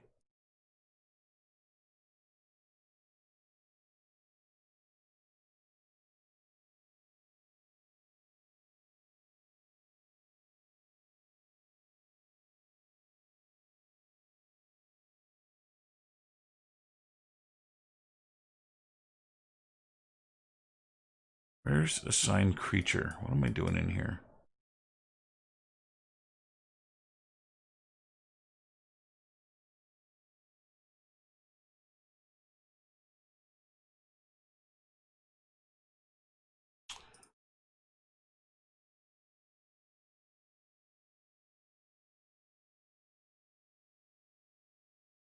Yeah, that's what this is. This is a get here. It doesn't say get, but that's what it is. So I'm getting the value here and then setting it here.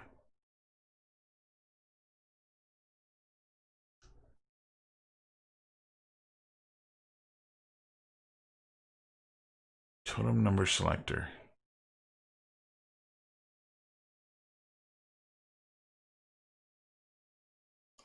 Okay, let's pop this off for a second.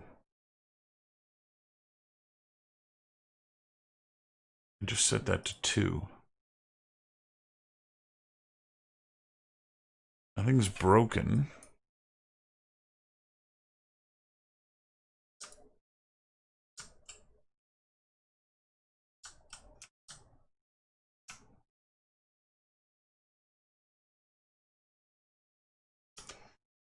So I'm thinking that this transaction needs to happen somewhere else. That all I should be doing here is taking the item number.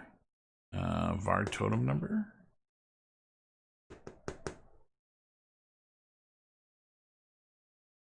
Item number, where is that being used?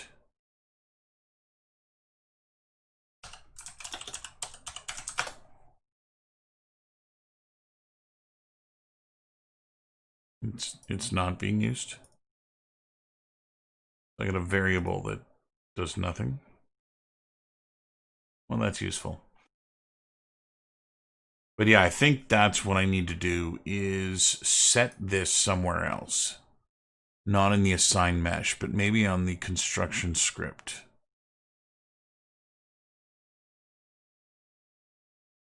Maybe back here.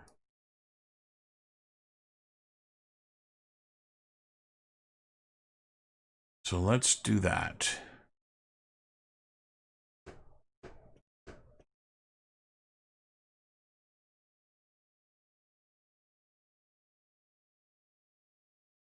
Let's pull this guy out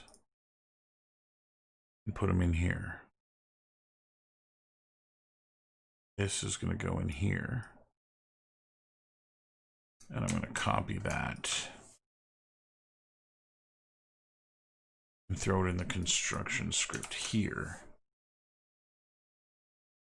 This. Okay. Aha.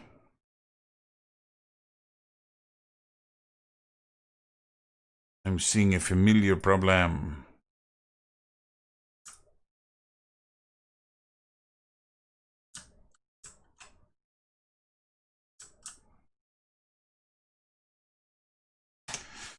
Okay. Wait. What?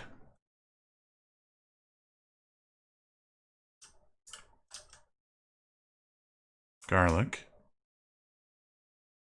Egg. Egg. Egg.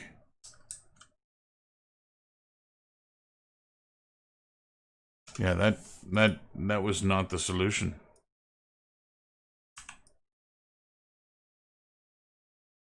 That was not the solution to put that there.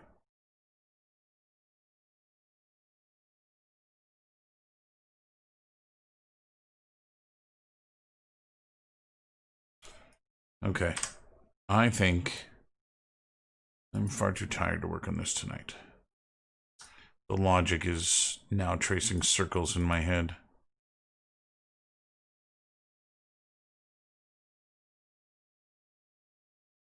Yeah, I don't get it. I don't get it. Okay, I think that's gonna kill it for me. It's midnight. My brain stopped working. And I think I've broken more today than I've fixed.